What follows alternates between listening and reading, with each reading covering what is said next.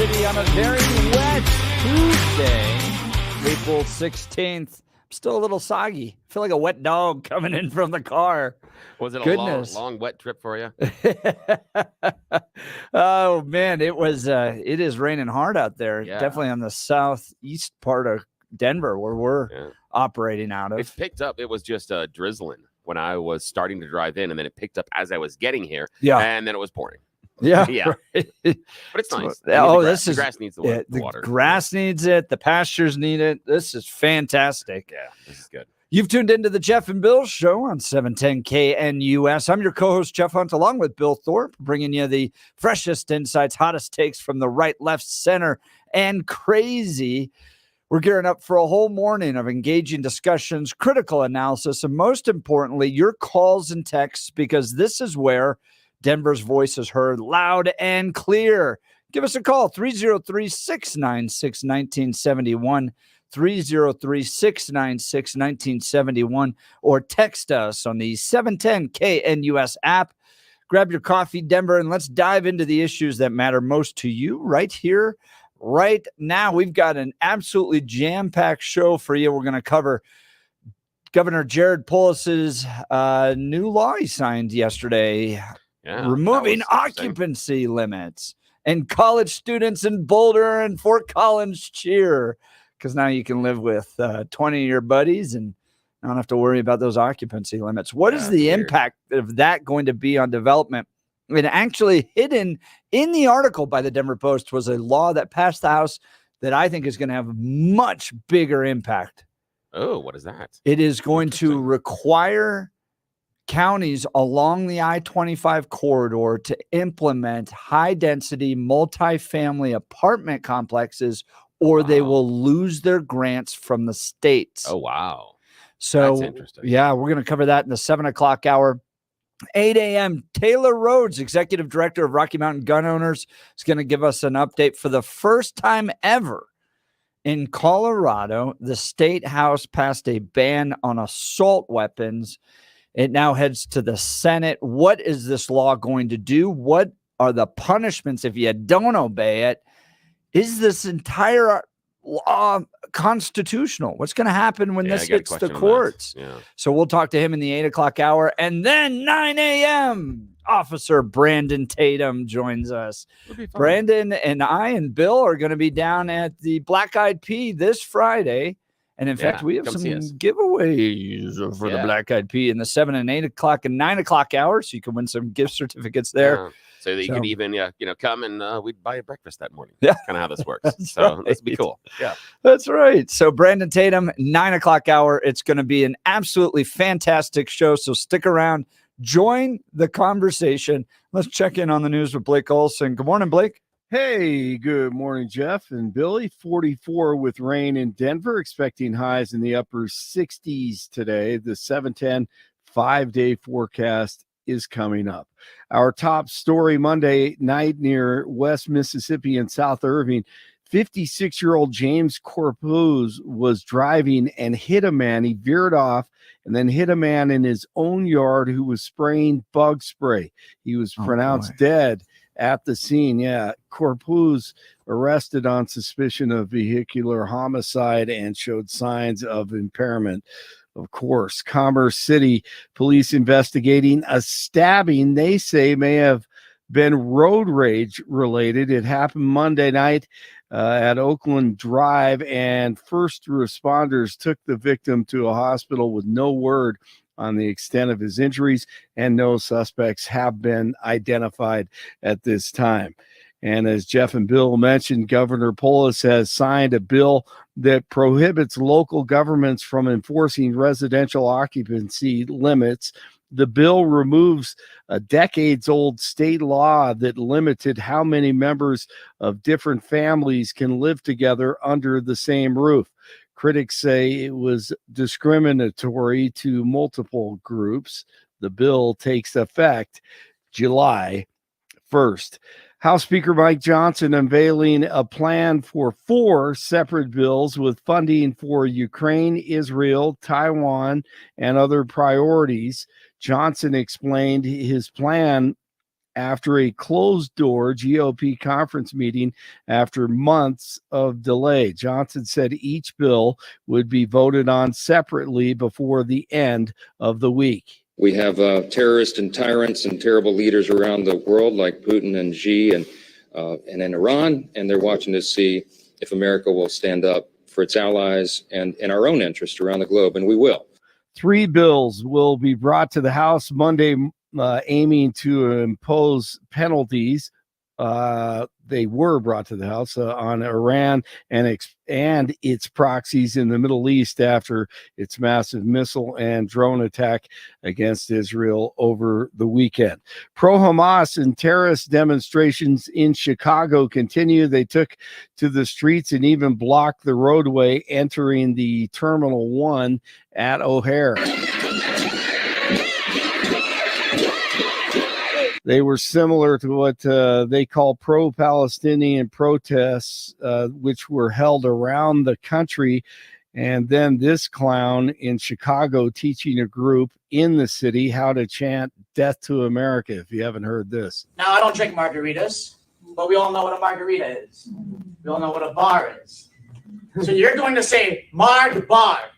Marg Bar. Marg Bar Israel. Marg Bar Israel. Marg Bar Israel. Marg Bar Israel. Marg Bar Israel. Marg Bar Israel. Thank you. You hear someone saying, what does that mean? And then they're laughing. They all have their masks on. I mean, it's just sickening. So then he continues. Marg Bar America. Yes, again. Marg Bar America. Marg Bar America. Marg Bar America. So, I mean, at least he could have done is actually said America and pronounced it correctly. So, just craziness out there. It just, every day, it just builds and builds. 39 in Parker, 40 in North Glen, 44 in Denver. The Nuggets play host to the Lakers or the Pelicans Saturday in the first round of the NBA playoffs. Avs close out the regular season at home on Thursday. Rockies fall to the Phillies 2-1 in 10 innings on Monday. They're in Philly once again for game 2 today. And in case you didn't hear, UFC lightweight Renato Moicano from Brazil, after his fight over the weekend there's hope. Discussing patriotism, economics, appreciation for the greatness of America. Let me tell you something. I am a huge advocate of the First Amendment. First of all, I love America. I love the Constitution. I love the First Amendment. I want to carry and own guns. I love property. And let me tell you something. If you care about your country, read Ludwig von Mises and the 6 lessons of the Austrian Economic School, mother.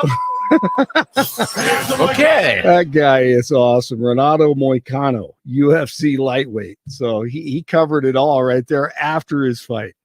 It's a terrific Tuesday. It's raining outside. Jeff and Bill, they continue. Blake Olson, News Talk 710 KNUS. The 710 5-day forecast calls for a few scattered showers possible early. Windy, cooler 50s and low 60s today. Gusty northwest winds clearing skies by afternoon.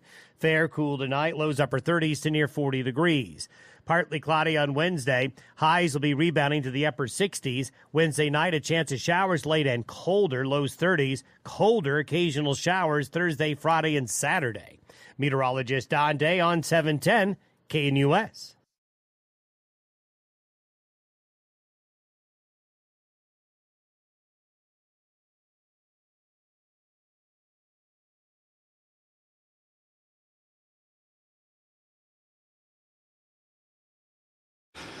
All right, Bill, I'm working on some breaking news here. Yeah. I went to this conference last year, 2 years ago, National Conservatism. It's called NatCon. The city of Brussels has banned them. They were supposed to meet this today. Yoram Hazony, who wrote the book about conservatism that went like wildfire. Forgetting the exact title of it, but he's a Princeton-educated Israeli political philosopher. He helped found NatCon along with a bunch of other great conservatives here, Rod Dreher being another one. And the mayor has shut down the conference in Brussels. Oh, wow. And has ordered the police to block anybody from attending the event. And then anybody inside can stay, but they don't have any access to food or water. Oh, geez. So that's a bit extreme. I wonder why. This thing is going to blow up, guys. This is going to be a big one. Look, NatCon is last year, the one that I went to in America, the very first one that was done in America was Kevin Roberts, Heritage Foundation, president of Heritage Foundation. This is, I would say this is like the intellectual version of CPAC. So imagine, you all know CPAC, right? Matt Schlapp, Conservative Political Action Conference. It's a big gathering of conservatives in Washington, D.C. Imagine a much smaller one, about 600, mostly intellectual conservatives. So the ones that work in the Ivy Leagues and universities and those types of things. Imagine them gathering to have a conference and the mayor of the city shutting the event down and banning those guys from being able to meet together. Did he say why? He says national conservatism is a threat. The right is a threat. So interesting. Yeah, this is Europe, man. This is if you go to NatCon Talk, you can kind of follow this. But is NatCon, is that the group that went? Was it Hungary or Turkey? And they went there. Was that part of it? Or was it just the? Yeah, Hungary's part of it. Yep. Okay. Yeah. Then I would say that may be the issue. Yeah, that's probably if you went and you did some meetings and stuff with Hungary and you're playing nice with them. Yeah, Brussels is probably not going to be too welcoming at that point because that's. Yeah, it's a little bit of an authoritarian government. They may sit there and say if you're willing to play with them. Well, no, but I mean, as far as Hungary, if that's something that you buy into, I can see why they would push back on that. Mm-hmm. Yeah, if you think this is a great place to host your conference, and if this is your model, I think if the model is what you're looking for is something in Hungary, then some of the other countries in Europe may have some concerns. Because concerns are one thing. Shutting down the entire event sounds pretty authoritarian to me. Again, I mean, I mean, the idea being, if you're going to go play with the authoritarians, and we want to re-envision Europe to look more like this. Yeah, I can see why a country maybe we don't allow you guys just to get together and talk about it. Yeah, it's maybe not. Maybe that's a bad idea.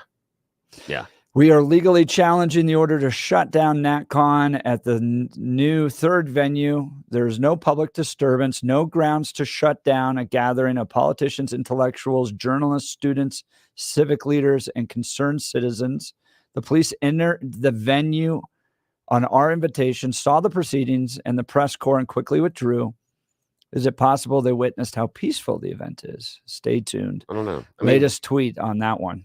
I'd be curious about this. About the real thing for me is what's the justification? Because if things like Germany, while I think that their speech laws are a little bit harsh, I can understand why they're like, no Nazi stuff. They're like, hey, we don't like this. We're a little worried about this. And I can see people there. Far from that. Again, I'm not sure. They may not see it very far of that. They may sit there and say, you guys are playing with authoritarian leaders and you're talking to them and you're holding conferences with them and you're visiting their countries, that maybe this is telling us where your ideas are. And so while I don't necessarily agree with it, okay.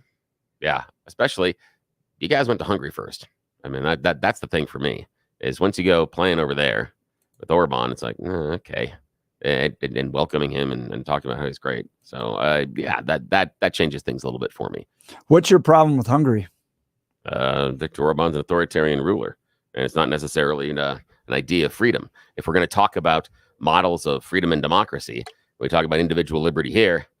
Hungary is not a great example at all, and not necessarily a guy. If that's the type of ruler that you want. You don't really want an American Constitution, in my opinion. Like so what has he done? I'm not familiar. Oh, there's a whole bunch of things based on freedom of the press, religion, a whole bunch of things like that. I mean, he's closed down. Freedom of the press doesn't exist there. A whole bunch of other things as far as individual liberties and freedoms doesn't exist. You dance to the king's pleasure.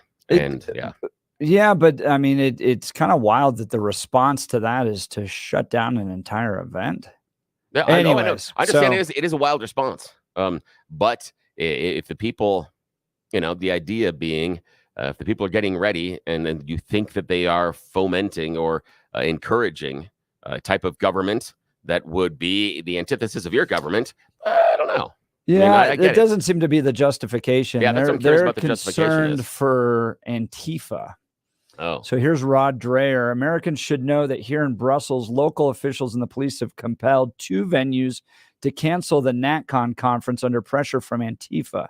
Antifa threatens to disrupt us if we meet. This is the state of liberty and democracy in the capital of Europe. Yeah. I hope we can get police protection. They're leading European political figures here, intellectuals, and even a Catholic cardinal. But Antifa wishes to silence us, and so do so. City officials, this is highly symbolic of Europe's future. Pay attention. One, I'd like to see that Antifa show up there, and I want to know whether it's Antifa, what the city's reason is for it. And I feel a lot of times people use Antifa as a boogeyman because they're not a centrally organized. It's somewhat of a weird collective that doesn't really have an organization nor necessarily, a direction or directives. They're kind of amorphous, and I think that a lot of people believe there are way more of them than there actually are. I think last time, a number of years ago, they had some sort of Antifa gathering. It was less than 1,000 people. So yeah. This is, like I said, I went to NatCon here in America, and it was a perfectly fine intellectual conversation on the role of conservatism in shaping our country. So this is interesting. Something we'll continue to watch.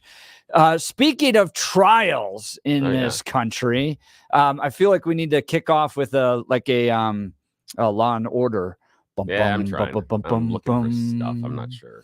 I've got to look at stuff that would get us through copyright issues. I'll just sing it. Donald Trump's hush money trial. The first criminal prosecution of a former U.S. president began yesterday with the start of jury selection. 10 potential jurors were questioned after dozens of others said they could not be impartial and were excused.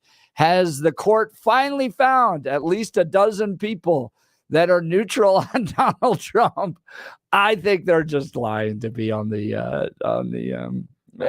jury. Nobody's neutral on this guy. I don't know. I don't know. Never met a single person that's neutral on Donald Trump. Yeah, but the issue is, can you find somebody that you reasonably believe can suspend that? Is the idea, and you have that all the time when you're selecting juries. It's especially in like murder trials. No one's going to sit there and go, "Oh, yeah, I'm totally pro murder." Hey, I think you should be allowed to murder these people. So you're going to have to sit here and say, regardless of your pre-existing notions, etc., can you be fair? And that's why both sides get to pick this. But yeah, it's going to be really hard to find anybody that can put aside their pre-existing conclusions, either one way or the other. It's going to be really hard. First part of the day in court was taken up with other issues, including discussions of what evidence jurors will hear. The jury will weigh in whether Donald Trump broke state law by falsifying business records connected to a 2016 hush money payment meant to keep an adult film actress quiet about an alleged sexual tryst. Finding 12 jurors and 7 alternates could take a week or more. The trial is expected to resume Tuesday morning, this morning at 9:30 a.m. So kicking off here just shortly. Look, everybody in America needs to be prepared for what this election cycle is going to look like. It's not going to be a traditional election cycle where you're discussing policy and you have candidates going from one rally to the next rally. You have one candidate, the current president of the United States, who's not going to leave his basement. He's not going to be out campaigning. He's not going to go do those events. You think just so? like in 2020. Really? Oh, no, he doesn't have the energy for it. He is not. He's not going to be out there. I would caution you on that one, and I hear that narrative a lot in conservative media. And what I'm going to caution you on that narrative is, let's go back to 2020 and let's talk about the debates. The debates running up to it was, oh my gosh, Joe Biden's going to be lucky if he doesn't pee his pants and fall down on stage. He came in and he talked normal, and people went, oh, that's not what I was expecting. That's not what I was told. And that wasn't the narrative. And I think that if in conservative media you continue with the narrative of he's going to be in the basement, and he goes out and does rallies, he's proving you wrong, and you're telling voters if he does rallies, I'm to. happy to be proven wrong. Oh, I don't think he will. I will. think he might do a handful. He will do. But he'll do rallies. He won't have a huge schedule, but he will do rallies. And the reason I'm certain that he will do rallies is because the court cases are constraining Donald Trump's schedule. Yeah. And this is all I'm saying is the DNC and the Biden campaign want to create the illusion that he's out there on the campaign trail more than Trump. And as long as Trump is confined inside the courtroom, they have a window of opportunity. That's what I believe they're going to do. Now, whether or not they can execute it, I don't know. That's the big question. I know they want to do that, but he's a geriatric octogenarian. Yeah, but Trump is nearly 80 as well. I mean, it's not like we're not running him against someone that's 40 or 50. Fell asleep in the courtroom yesterday. So this isn't necessarily it's a wonderful example of delineation between the two of them. So I caution conservatives saying, oh, he'll never go out there, because if he does, it's going to look like he's doing something beyond the expectation. You're going to make him look better. I'm saying that this narrative is going to be a positive for Biden if he gets out on the campaign trail. It's going to be dangerous. Donald Trump's narrative, on the other hand, is that this is so overreaching and so prohibitive of him, he can't even attend his son's graduation. Here's Donald Trump yesterday. So thank you very much. We had some amazing things happen today. As you know, my son is graduating from high school, and it looks like the judge will not let me go to the graduation of my son, who's worked very, very hard. He's a great student. I'm very proud of the fact that he did so well. I was looking forward for years to have graduation with his mother and father there. And it looks like the judge isn't going to allow me to escape this scam. It's a scam trial. If you read all of the legal pundits, all of the legal scholars today, there's not one that I see that said this is a case that should be brought or tried. It's a scam. It's a political witch hunt. It continues, and it continues forever. And we're not going to be given a fair trial. It's a very, very sad thing. In addition, as you know, next Thursday, we're before the United States Supreme Court at a very big hearing on immunity. And this is something that we've been waiting for a long time. And the judge, of course, is not going to allow us. He's a very conflicted judge. And he's not going to allow us to go to that. He won't allow me to leave here for a half a day, go to D.C. and go before the United States Supreme Court, because he thinks he's superior, I guess, to the Supreme Court. We got a real problem with this judge. We have a real problem with a lot of things having to do with this trial, including the DA, because you go right outside and people are being mugged and killed all day long, and he's sitting here all day with about 10 or 12 prosecutors over nothing, over what people say shouldn't be a trial. So I just want to thank you very much, but that I can't go to my son's graduation, or that I can't go to the United States Supreme Court, that I'm not in Georgia or Florida or North Carolina campaigning like I should be. It's perfect for the radical left Democrats. That's exactly what they want. This is about election interference. That's all it's about. Thank you very much.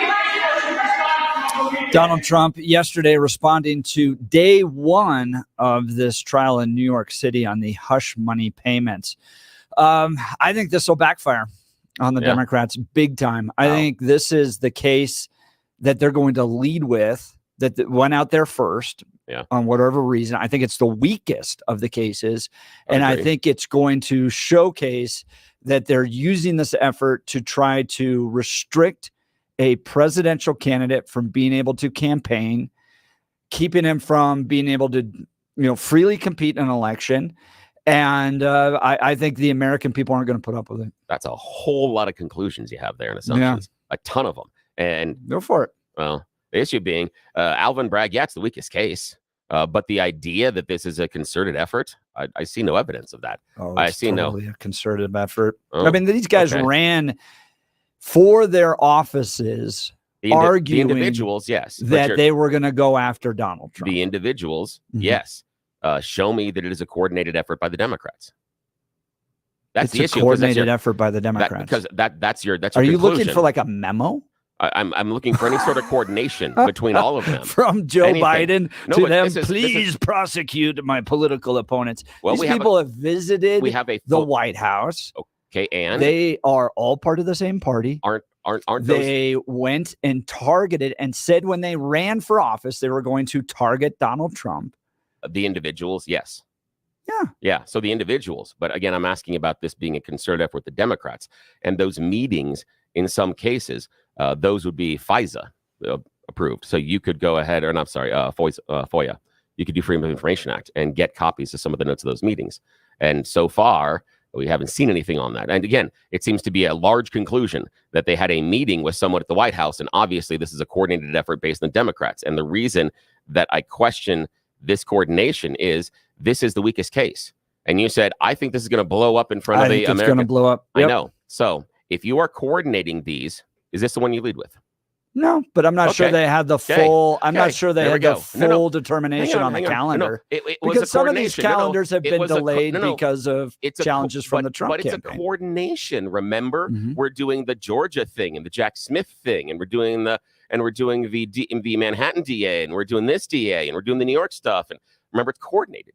So convince me that when you're coordinating these events, you lead with this one. How's that go in the meeting? I think that's a side issue. No, it isn't. I think it's a distraction. No, that because this one ended up on the calendar first, then it's clearly not coordinated. What one was filed first? I don't know which one was filed first. I believe it's this one. Yeah. This is either first or second. So again, you're saying so they got to this one first. Hang on. You're saying this is a coordinated effort by the Democrats. 100%. And yes. So what I'm asking you is, so when you're coordinating all of these legal things, because all the meetings are going on in the White House, as you are assuming, this is the one you lead with in your meeting. You're like, yes, we're leading with this case because we're coordinating this. This is the one you choose. And you think it's not coordinated? No. You think that these guys that went after Donald Trump in their own in their campaigns said, we're going to go after these guys, indicted the guy 99 times, brought all this prior to a presidential election, are not doing this to try to stop him from becoming president of the United States? I believe Alan Bragg campaigned on it because he thought it was a voting issue for his constituents, and he thought they would vote for him. It was a transactional thing. And did he want to go after Donald Trump? Yes. Did he coordinate with the DNC and Fani Willis and the other DA in New York and Jack Smith? I see no evidence of that. Same thing in the Manhattan DA. Did the Manhattan DA specifically go after Trump and say, I'm going to get him because she thought it was going to help her get elected? Abso-frickin-lutely. But I see nothing of a conversation between she and Alan Bragg. In fact, I think Bragg gets in her way in some cases. Also, I think that the Manhattan DA case messes up a little bit of what Jack Smith is doing. And I think that Fani Willis has messed up what Jack Smith is doing in some ways with the case in Mar-a-Lago. So I don't see coordination. Do I see these individuals going after Donald Trump based on politics in part? Yes. But and what members of the party are they? Which party are they members of? Democrat. So they're all Democrats. Okay. All going after a Republican presidential candidate. Okay. So it's not coordinated. Come on, man. Well, come on. No. You'd have to show me the coordination, man. Show me. I know. Yes, you want a memo. No, you want a memo that's like from Joe Biden signed, where they all got together in the Oval Office and agreed to this. I don't think that was going to be produced, but this is all an effort to stop Donald Trump from becoming president. Let's go to Dwayne and Divide. Dwayne, you're on the Jeff and Bill Show, News Talk 710 KNUS. Good morning, Dwayne. Good morning. Well, every once in a while, I sit there and say, people who believe in dragons, men who are going to be faithful, things like that. I sit there and I say, no, that's just craziness. But then I say, Bill, I'll be sending you a seeing eye dog and a red and white cane because you're so blind to all this. Show me the connection, Dwayne, please. Well, let's see. You have the young man who was enjoying the pleasures of the flesh of Fani Willis down in Georgia, who had spent time up at the White House doing legal considerations. You had Letitia James sit there and go for $750 million and whatever ridiculous amount of money it was seizing him, which is now going through the appellate courts. And that's Democrat. And we've got Bragg, who extended the statute of limitations 1 year, taking it from a state case or from a federal case to a state case. And he's refusing to let his son go see the graduation. That's incorrect. You know, if you want to shoot, excuse me, he said That's incorrect. the judge told Donald Trump he cannot go to his son's graduation. Nope, didn't say that. Really? Then why isn't Donald Trump going? I have no idea, but what he's using is he's using it based on politics, and he's using it as, just like you got upset about it, and he's misquoting it. The judge has not made a ruling on to whether or not he can visit his son, go to his son's graduation. He made a ruling based on the Supreme Court, but the ruling is still out there. He still has an opportunity. The judge hasn't made a decision one way or another. Yet, Donald Trump comes out and says it's already been done. That's weird, isn't it? Because that ruling wasn't delivered yesterday in court. Isn't that weird? Well, that he came out and said something that wasn't true. Isn't that strange? I mean, Dwayne, honestly, isn't that weird? Would he not be held in contempt of court for lying before everybody? No, you can come out. You come. No, Dwayne, you can step outside the courtroom and lie all you want. You can say whatever you want outside the courtroom. When he's in the courtroom, he has to say something different. So please explain to me why Donald Trump would come out and say something happened in court yesterday when it didn't. Why would he do that? Well, I will go ahead and double research, but I'll go with what the man said, that he could not attend his son's graduation. Yeah, I know, because one thing we know, the one thing we know is that Donald Trump is a beacon of truth and honesty. We know that, right? Well, no, when he says anything about this. Oh, well, then, but you just took his, hang on a second, though. But you just took his word over the courts. Okay, that's fine. Yes, I would, because having lived in New York and everything else, he's being railroaded. Okay, the only thing that's not there. But again, he's the beacon of truth. He's the beacon of truth and honesty. We know that. We've established that, right? He never, and Letitia James walks on water. Please, Bill. Never said that, sir. No, I understand, but we're talking about character and everything else. Everybody's flawed. Trump has his issues, but the bottom line is that the courts who are going after him for everything would sit there and say to him that he cannot go to his son's graduation, or they haven't made a ruling. This is just as bad. Now, as far as NDAs go at this point, because this is part of the whole trial, I sign NDAs at least 2-3 times a month on things that I work with for people, because I have to make sure that everything stays quiet. I would think if I have an NDA in New York right now, I'd be terrified of being checked for fraud or some other device at this particular time. Especially if you're doing the fraud, because that's the weird part. And I had a caller that said a caller said that I misheard Donald Trump. So that Donald Trump said it looks like he's not going to let me go to my graduation. So he's already saying that the assumption that you had made, Dwayne, was incorrect based on what Donald Trump said, and my assumption based on the words. So it looks like Donald Trump is saying, and we'll go back and listen to it again, saying it looks like he won't let me go to my son's graduation. So that's it, because the judge has not double research. Yeah, but again, and I'll have to as well, because that's what the caller said. Okay, well, and that's fine, because all the callers can sit there and turn water into wine, and they can sit there and do everything else. Yeah. Again, you're seeing the New York courts roll over him. The only fun thing that's been available out of all of this is that, Jeff, tell me if you don't see the situation that there is some divine spirit whacking down to Bonnie Willis, because that whole roll of crud that came out of that whole thing is just being pushed to the side now, because at first it was like, we're challenging him. We're going to sit there and put him on the whipping post, and we're going to take Donald Trump down. Dwayne, there's all sorts of new things and all the rest. There's a scripture that, you remember when Peter cuts off the ear of the Roman soldier, and Jesus says, if you live by the sword, you're going to die by the sword. I think of that all the time when I look at these cases, because what they have done is rip into the personal life of Donald Trump in every possible way they could to try to destroy him. And when you do that, I think that the response is going to be to rip back into the prosecutors, the judges, their personal lives as well. Trump's already doing that. You live by the sword, you're going to die by the sword, and you're going to see that play out in these cases. These are not angels. Nobody is perfect. You're not going to get through this unscathed if you're going to play this type of game, and I think that's going to happen through these court cases. Yeah, and we've seen that happen in Georgia and then we're already. going to trust the judiciary. That's what's going to happen. Yeah, that's the sad thing. That is the sad thing. I know, because you keep saying it's because these people are Democrats and Republicans, and if it's a different party and they can't get a fair trial, that's what Donald Trump does. I know it sucks. It's going to suck at the end of this, because we're not going to trust the judiciary. Yep. It's the last institution we have that I think the left hasn't totally destroyed. And who's yelling and screaming about it being corrupt? That's the Republican nominee. Yeah. Because it Well, is. yes, and that's No, because it's the not. Democrats are running through. No, it's Bill, not. I've been in Salvador. I've been in Colombia. I've seen the kangaroo courts.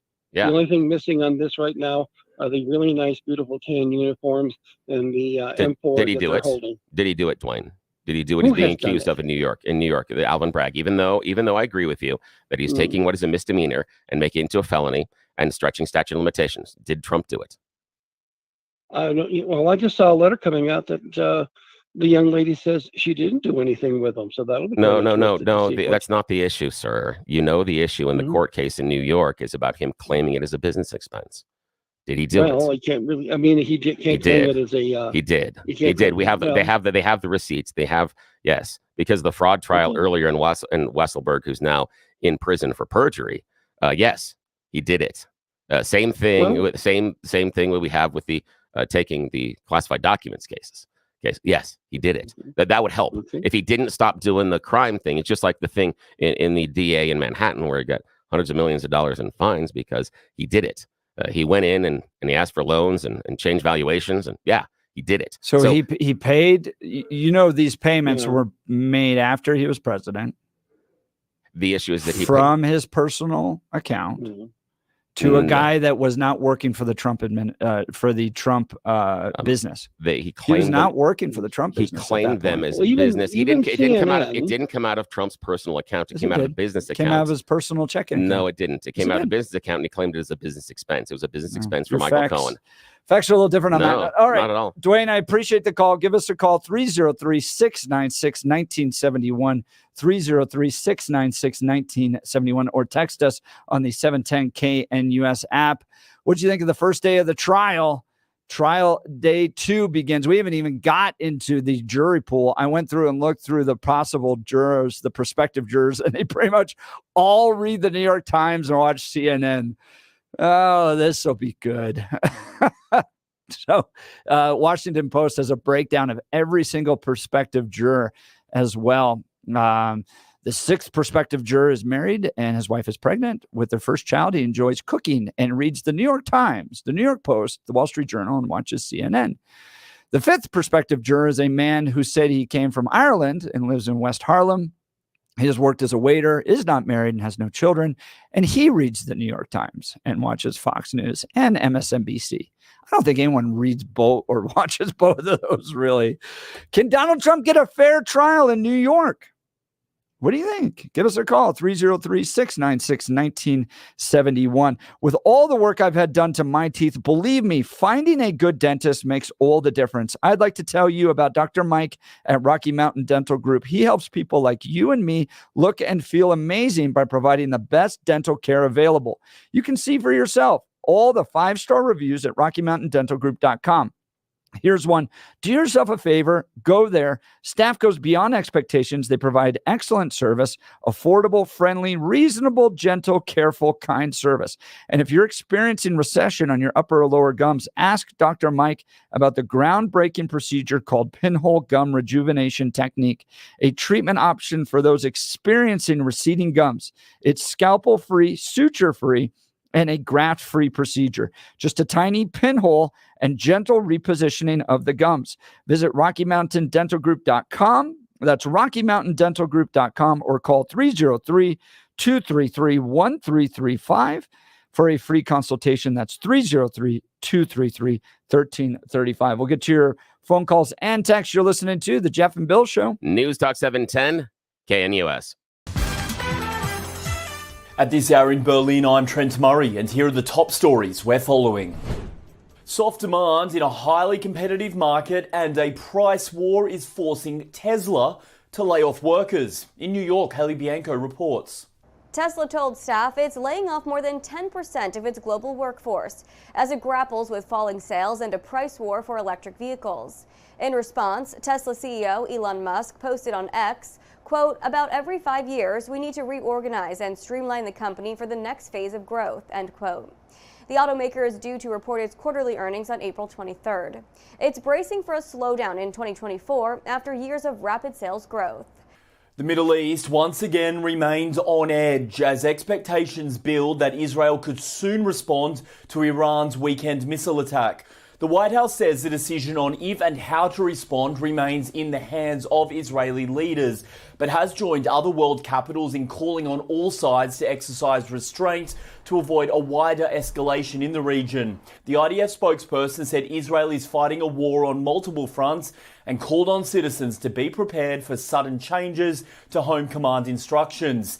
Meanwhile, Tehran has said that if Israel does attack, it's prepared to respond with a new weapon that's never been used before. And that's what you need to know at this hour. I'm Trent Murray in Berlin on Salem News Channel.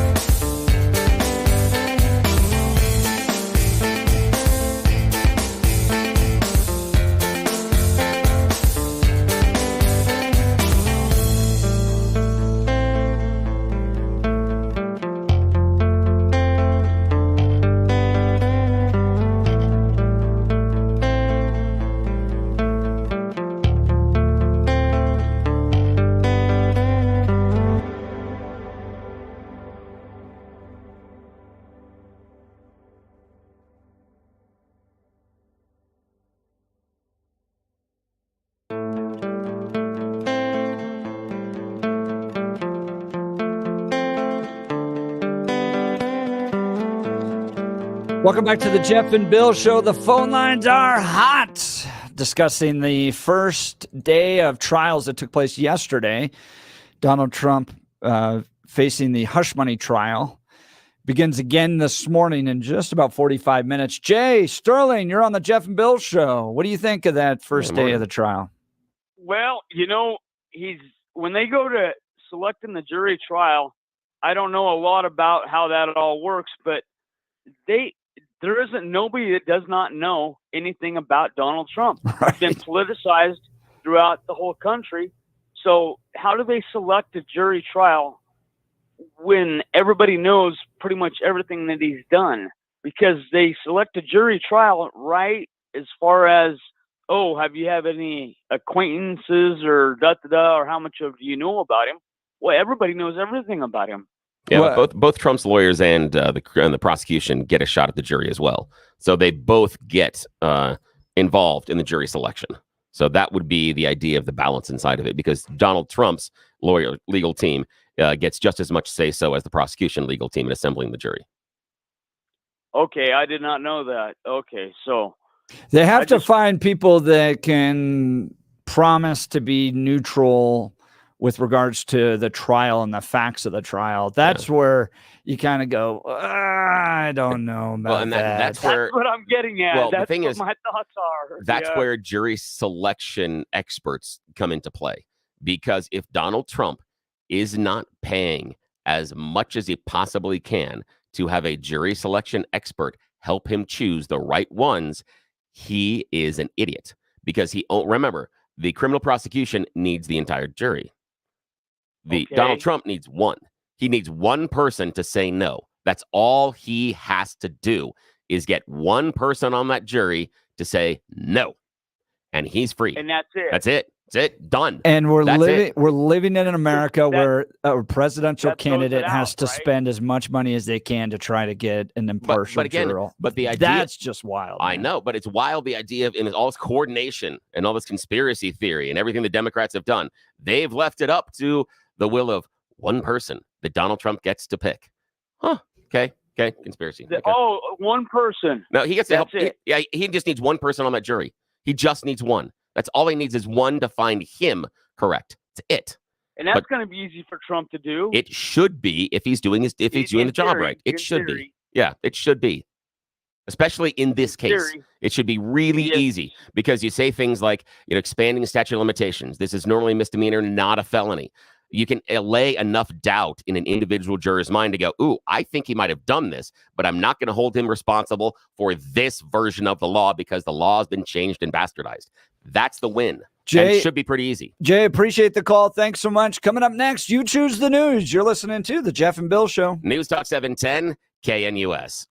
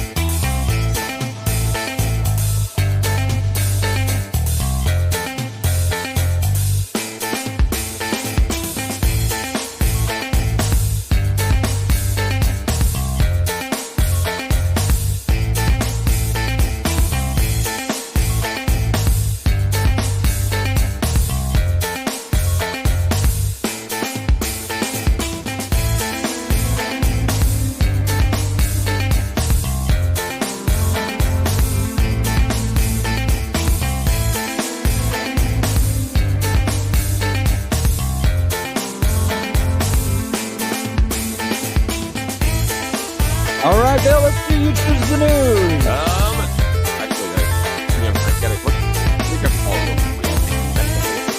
Okay. You're the You Choose the News in just a second. Update on NatCon. We talked about this a little bit earlier. The National Conservatism Conference is taking place in Brussels. The mayor has shut down the event. The executive director of Alliance Defending Freedom International was just banned from being able to access the event to give a speech he was planning to. This is a wild set of breaking facts. I've texted some of these guys, but it's amazing. So you want to get to Tony, or you want to do You Choose the News later? Tony said he will wait, so let's see if we can squeeze this one in. All right, you got it. Yes, it's that time of the morning to play everybody's favorite fake radio news game show. You Choose the News. We have scoured the interwebs for mere moments to find really stupid stories this morning and given them fake headlines to play this fake radio news game show. Why? Because nobody in charge is paying attention at this moment. So it's a secret. And just remember, this is not sponsored by Roll 'em Out Shelves. They are a reputable business, and you can call and get your free in-home estimate today. They'll organize kitchen, bath, garage, whatever. See them at rollemoutshelves.com. All righty. Here are your headlines this morning, and Blake Olson joining us from the newsroom. Headline number 1, just like the video games. Headline number 2, wait, something's missing. Headline number 3, robots exploring space. And headline number 4, talk about a delivery service. All righty, sir. Let's do video games. Yes, this is just like in the video games. This is actually a Colorado company known as Sierra Space. Sierra Space is starting to do drops, just like in the video games, for emergencies. The idea being, let's say that you have some sort of an emergency going on around the world. It takes a while to get emergency supplies there. Medical, food, in terms of flood, things like inflatable boats and rafts. Well, Sierra Space is putting together some teeny tiny satellites. They're going to shoot up into space, and then when the emergency is needed, they can get it over the drop zone within 90 minutes. Wow. So custom. Yeah, there are also going to be some military applications, but mostly they're going to start with health, safety, things like that. Yeah, and it's a Colorado company. So your bottle of Advil could be floating up in space. Exactly. And then when you need it, do you remember in Hunger Games how they have those gifts? That's what you're doing. Same thing. Yep. That's exactly what it is. Yes. Alrighty. Second choice. Wait, something's missing. Robots in space, or that's quite a delivery service. Robots in space. Robots in space. This again, we are talking about space. On this one, a Portland company is testing a robotic dog right now on Mount Hood. What they're trying to do is have the robotic dog be able to traverse the terrain on the moon.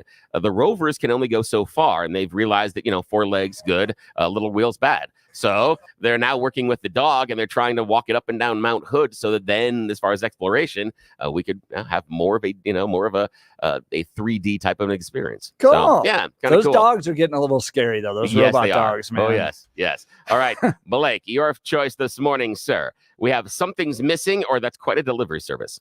Ooh, let's go with the delivery service. Oh, this is quite a delivery service in San Francisco. They've been having a problem with tow trucks. The tow trucks are not just towing you when you are parked illegally. They also will come by and tow you when you are parked legally. There are a number of tow trucks that are facing fines right now because when you park your car legally on the side of the street and leave it there too long, just for the monies, they'll come and pick it up. Why? Because it takes a long time for you to navigate the bureaucracy to get your car back for free. And many people in San Francisco, since you need your car, will just pay the ransom. Well, that's up until this weekend. Now they've decided to start taking the cars with people in them. There's a viral video where this woman is parked in her car at a stoplight. Tow truck pulls up in front of them and tries to take him and hook him up right then and there. So they're even taking, the cars with people in them. All righty. Thanks, Blake. We'll talk to you in a sec. All right, Jared Pullis signs bill eliminating occupancy limits in housing. What does that mean? Up next, you're listening to the Jeff and Bill Show. News Talk 710 KNUS.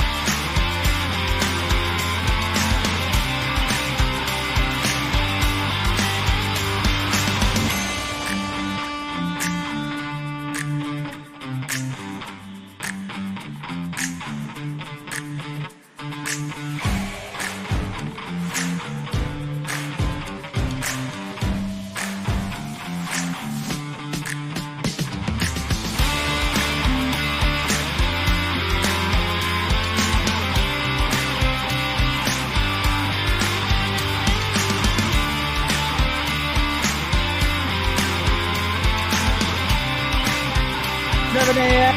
Good morning. The Jeff and Bill Show. I'm your co-host, Jeff Hunt, along with Bill Thorpe, bringing you the freshest insights and hottest takes from the right, left, center, and crazy. It's going to be another great day in the Mile High City, and we're gearing up for a whole nother hour of engaging discussions, critical analysis, and most importantly, your calls and texts, because this is where Denver's voice is heard loud and clear. So grab your cup of coffee, Denver, and let's dive into the issues that matter most to you right here, right now. Tony, we'll get to you in just a second. Just having this conversation about Trump's first day in the, quote, hush money trial and what that means for him. Do you think he's going to get a fair trial in New York? What did you think of the first day? Did you track that? Donald Trump saying he is not going to be given a fair trial.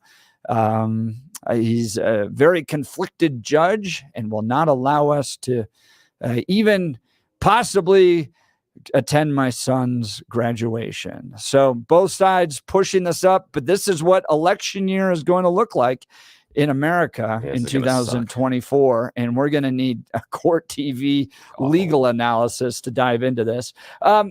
Let's check in on the news with Blake Olson. Good morning, Blake. Good morning, Jeff and Billy. 45 and cloudy in Denver, expecting highs in the upper 60s today. The 7-10 5-day forecast is coming up. Our top story, Transportation Secretary Pete Buttigieg in Denver today. He'll tour infrastructure projects with Governor Polis and Mayor Johnson. I always get that one mixed up. Johnson. News conference at DIA today with AG Phil Weiser or not. Governor Polis has signed a bill that prohibits local governments from enforcing residential occupancy limits. The bill removes a decades-old state law that limited how many members of different families can live together under the same roof. Critics say it was discriminatory to multiple groups. The bill takes effect July 1st. Denver City Council has approved a $2 million grant that will pay for mental health services for homeless people. District 8 Councilwoman Chantel Lewis questioned the oversight of the money that will be spent. Today, the Senate will be sent articles of impeachment against Homeland Security Secretary Alejandro Mayorkas from the House today. He's accused of willful and systemic refusal to comply with law.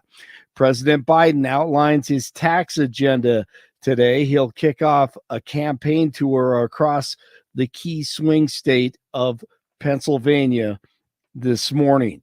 House Speaker Mike Johnson unveiling a plan for 4 separate bills with funding for Ukraine, Israel, Taiwan, and other priorities. Johnson explained his plan after a closed-door GOP conference meeting after months of delay.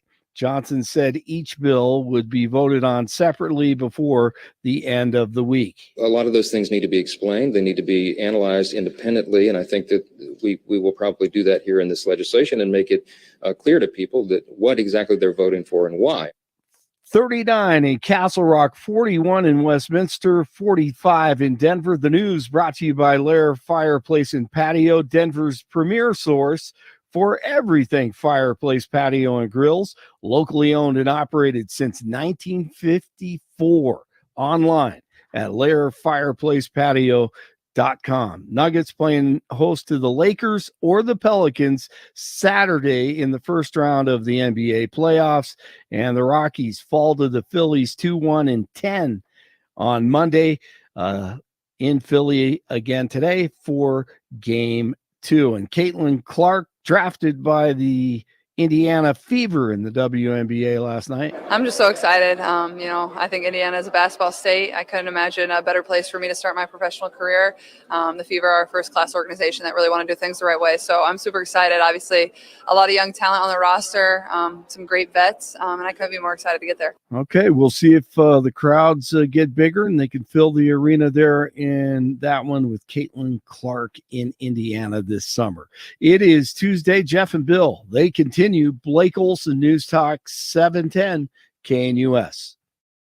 The 7-10 5-day forecast calls for a few scattered showers possible early. Windy, cooler 50s and low 60s today. Gusty northwest winds, clearing skies by afternoon.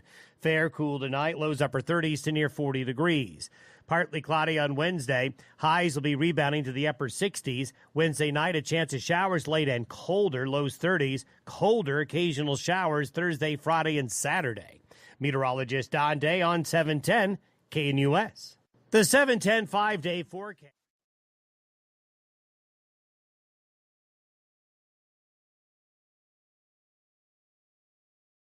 All right. Not only do we have Brandon Tatum joining us at the 9 o'clock hour, he's going to be joining us live in person this Friday at the Black Eyed Pea, 6 a.m. to 10 a.m., where we do a live broadcast.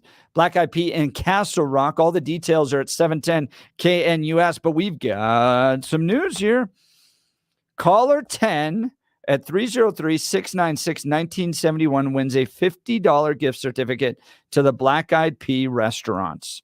Proudly serving delicious home-style cooking with 8 Colorado locations online at blackeyedpeacolorado.com.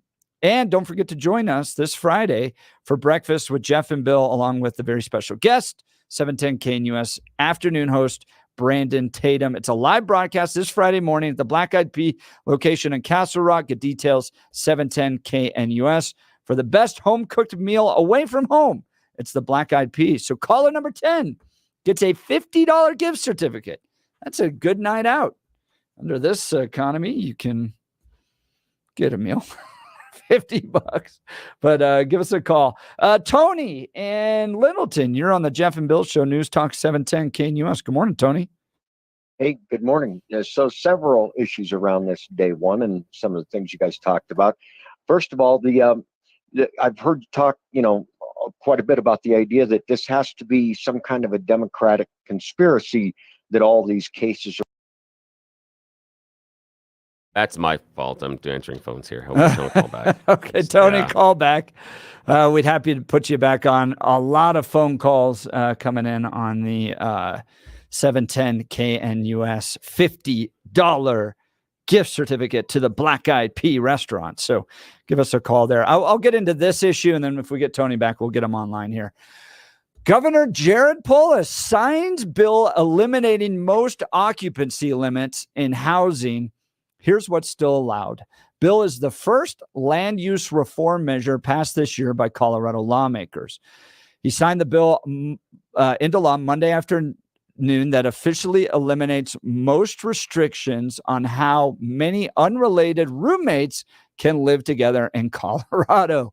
This takes me back to being like, I don't know, 20 and being a river guide up in Buena Vista and living in a house with like 30 other dudes all in bunk beds.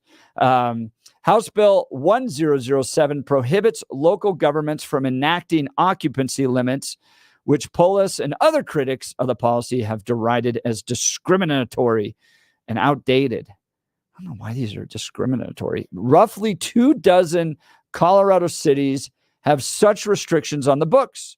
The lawmaker said only a few, including the college town of Fort Collins, actively enforce them. The issue is both a housing issue and a civil rights issue. Is everything a civil rights issue in their minds? Paula said during a bill signing ceremony outside the Capitol, it is really both. For housing, the opportunity for people to be officially on the lease, it gives them protections and allows them to start establishing their credit, gives them the certainty that they can live there. The bill, which takes place July 1st, still will allow local governments to limit housing occupancy based on health and safety standards or on affordable housing guidelines. The measure was sponsored by Democrats in the House and Senate. Supporters pitched the bill as a way to improve housing options, particularly for students and older Coloradans, and to eliminate a vestige of old land use policy. I live in a 5-bedroom house where myself and each of my roommates have their own rooms. Only 3 people are legally allowed to be on the lease, which meant that 2 of us are just hanging out quietly, said Chase Cromwell, University of Colorado Boulder Sr., the president of external affairs for the school student government. This, in my mind, seems to just continue this pathway of just making Colorado a weirder and weirder state. I get maybe if you're a student, you're going to live like I did with a bunch of other dudes in a house, but it seems like this could be abused for human trafficking purposes, those types of things. So yeah, this one seems really weird. I understand the idea of them saying it's relieving some of the housing stress, but I think the unintended consequences are extreme, only because, in my experience, when you have too many people inside of the home based on the space, bad things happen. And that has to do with normally the house doesn't have the same upkeep. Yeah, normally, right. because you have that many humans in that tight space, there are going to be complications and there are going to be disagreements. And sometimes those disagreements are very loud and they happen late at night and sometimes spill out into the neighborhood. There are lots of other things. Also, if you have, and people in neighborhoods will understand this, the number of automobiles associated with a large number of people that live inside the home.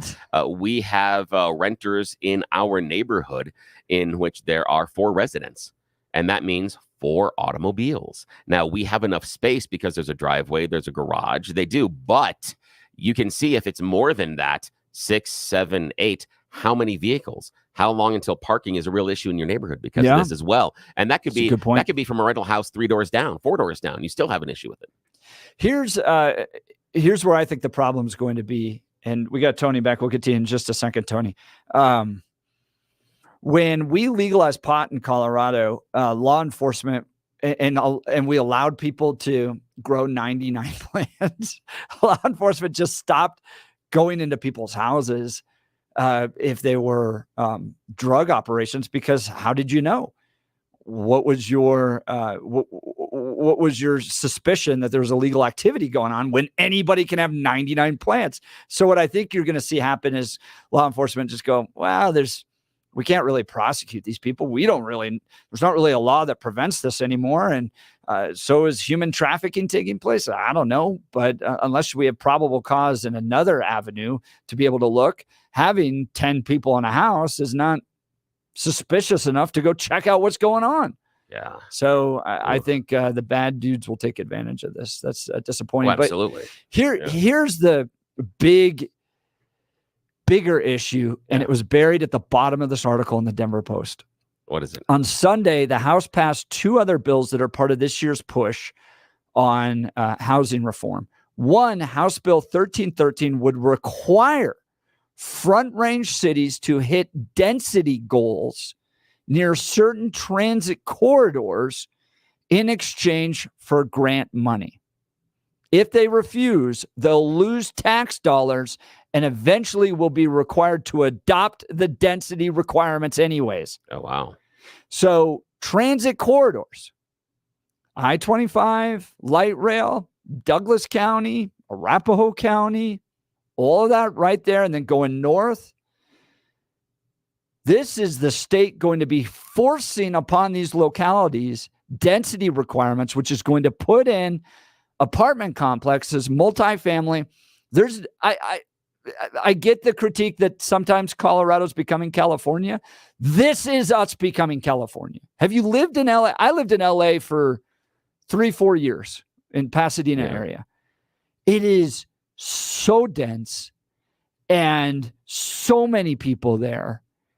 These types of requirements on Douglas County, so a county commissioner elected in Douglas County can't push back on this. This is the state forcing it.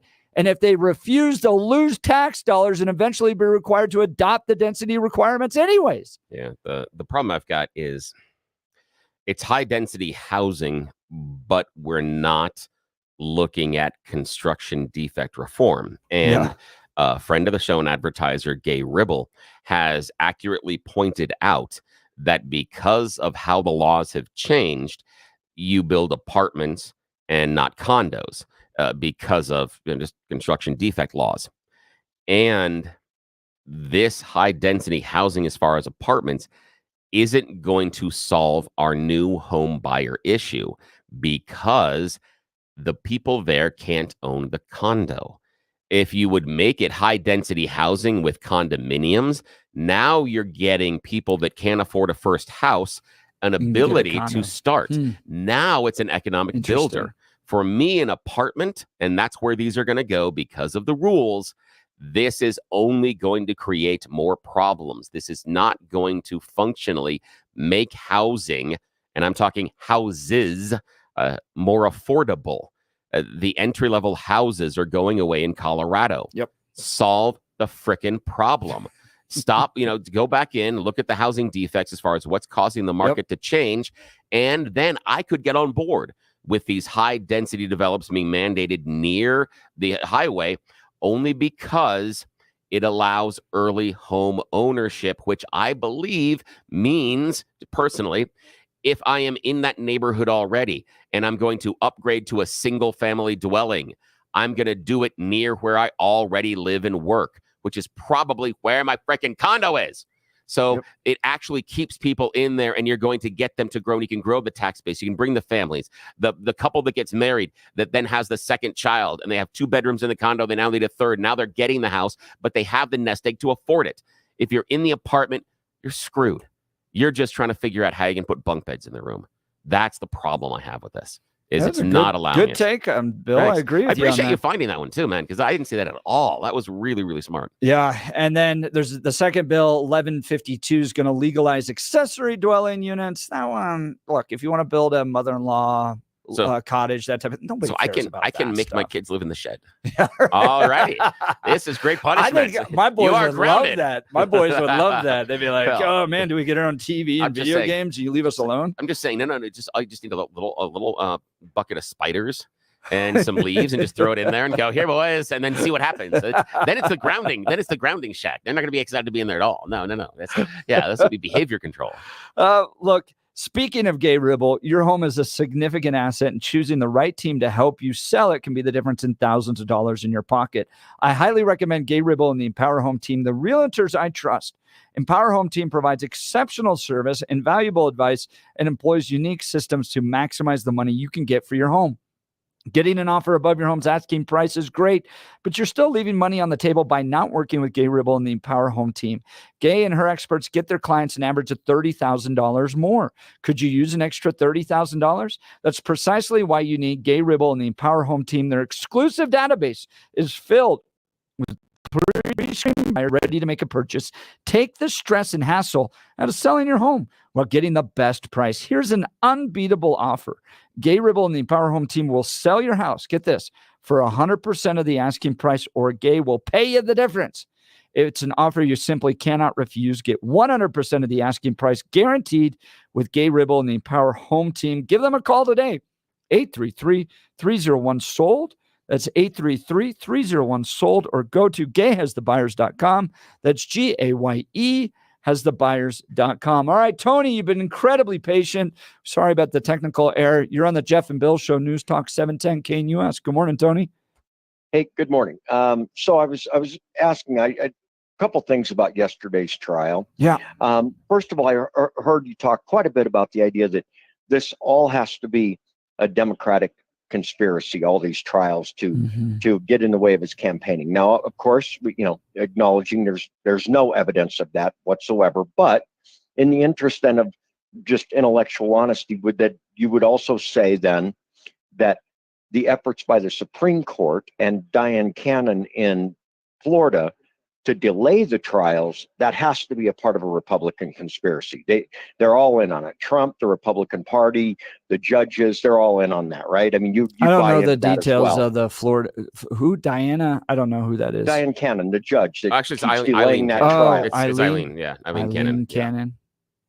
Yeah, I mean, it's the same thing, right? I mean, we can say there's a Republican conspiracy to slow these trials down so they happen after the election. Sure. And yeah, okay, all right. Yeah. So we've got two conspiracies going on, one on the Republican side. Well, no. I mean, so I side. think conspiracy is the wrong term to use there. I think that the Democrats see the opportunity to take their primary challenger, the Republican presidential nominee, and force him into court so he can't effectively campaign as much as he wants. And Republicans, trying to respond to that, want to delay this as much as possible in order to get through the election and have Donald Trump out there campaigning. He does well with rallies. They want him out there meeting with people. That works in their benefit. And then you get into questions about pardoning and all that stuff that could take place if he becomes president of the United States. So conspiracy, I don't think is the right word. I think it's opportunity is the better word to use. Okay, so both parties are exploring opportunities to impact the election one way or another. To try to win. To try to win. That's the goal. On this case in general, however it turns out, whether he wins, loses, or whatever, I do think what is going to be on trial and what the American public are going to hear is it's going to be this character issue thing that for the next 6 weeks, when Stormy Daniels gets up there, which by the way, Trump tried to block her from testifying, and the judge said no, she can testify. When she goes up there and she's testifying as to what happened in their meeting, and with all the details of spanking him with a magazine with his face on the cover, and all that stuff becomes front and center and on the media for the next 6 weeks. I don't think that's going to be healthy. Now I realize his following don't care about the character thing, but America writ large probably does, and that's going to feel kind of ugly. And then as for his son, missing his son's graduation, as close as sons are to their mothers, and especially Barron to Melania, he's got to be pretty embarrassed that he may have been, I think, 4 months old when his dad was engaged in this activity. He probably gets ribbed about it at school. I mean, I'm sure it's kind of a disgusting thing for him to have to deal with day in, day out.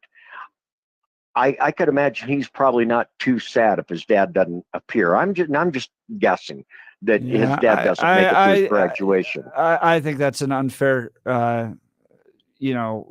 questioning of or analysis of how Barron feels, because you have no idea. But no, I mean, the point is, look, if you look at it purely through a political lens, that's not going to work out well for the judge and how I think the general voter looks at this. This could easily be granted to him. This is not a violent criminal that needs to be in court for every single aspect of this trial. And frankly, I think it's effective that the president's raising that. Maybe they let him go. Maybe they let him go. Yeah, and I think it's effective for Trump to take advantage of that. The character issue is going to be front and center, regardless of how the trial turns out. It's got to be embarrassing for Trump to have to sit in a courtroom while she's testifying about all that went down in this deal. And then, do you think she's credible, though? Do you think she's credible? Well, she's signed documents saying that this didn't happen. I'll tell you what. He's used the defense. I didn't sleep with her. But if I did sleep with her, I didn't pay her. And if I did pay her, it was legal. But Stormy went, she's done all this before. She went on Jimmy Kimmel and pointed out what she thought the size of his member was. I mean, this isn't. And he has a chance to prove that she's wrong. Right. That it didn't happen, and he gets a chance. It's kind of like putting on the gloves. OJ putting on the gloves. He's got a chance. If she says, "Well, you've got a mole here, and you got this here, and you're built this way," he can defend himself, right? Yeah. Welcome to also 2024 presidential election. Where's the mole? I did want to point this out, though. In a criminal trial, I believe the rule is that the defendant is required to appear at every possible step of the way.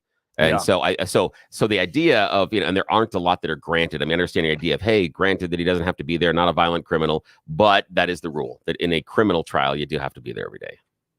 Right. So maybe they postpone one day and let him go. But again, I'm just saying, I think as we talk now 6 weeks out, this is going to be all over the news, and people are going to be reminded of what exactly happened. And remember, all that's been said now so far has been out of court. Now it's being said in a courtroom under threat of perjury. So, both of them have something at stake. So we'll see who's Tony, telling the truth. Do you think that the voters, with all the things that are going on in their own lives, are going to prioritize this and go, this is something that really matters to me? I don't think it changes. He's not going to lose one member of MAGA supporters, and he's not going to gain one Democrat that voted against him for the reasons they voted against him in 2020. The people that are in the middle, for those who say, you know what, this is kind of disgusting. This whole thing is sick.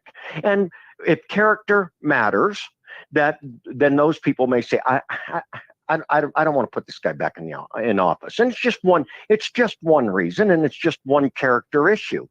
But it's not like there's not, he's got a pattern of behavior around this, and this just reminds everybody what that pattern is. And so I can imagine this cannot be good for him. This cannot be good for him. He hopefully neutralizes it from his perspective, but there's no gain in this. Tony, not when she starts testifying. Tony from Littleton, appreciate the call. Thanks so much. I think Tony's got a point on it reminding people about Trump. And yesterday we were talking about people having better memories of the Trump presidency and saying that things were better than they did when he was leaving office. Yeah. And I feel the only danger in this trial, in the narrative, is it can remind some of those necessary suburban wives and mothers about the personal behavior of Donald Trump that they didn't like, because it'll be a reminder of the Access Hollywood tape. It'll be a reminder of the E.G. Carroll came out, and he was still elected. I know, but I'm just saying that here's the thing. In order for Donald Trump to win, he has to persuade voters that didn't vote for him last time. That's what he needs to do. He needs to carve those off of Biden. Yeah. And I don't think the necessary message in those suburban women that can be persuaded, reminding him that he was going out and tried to do the Humpty Hump with a porn star while his wife was at home with their new baby, isn't a strong message.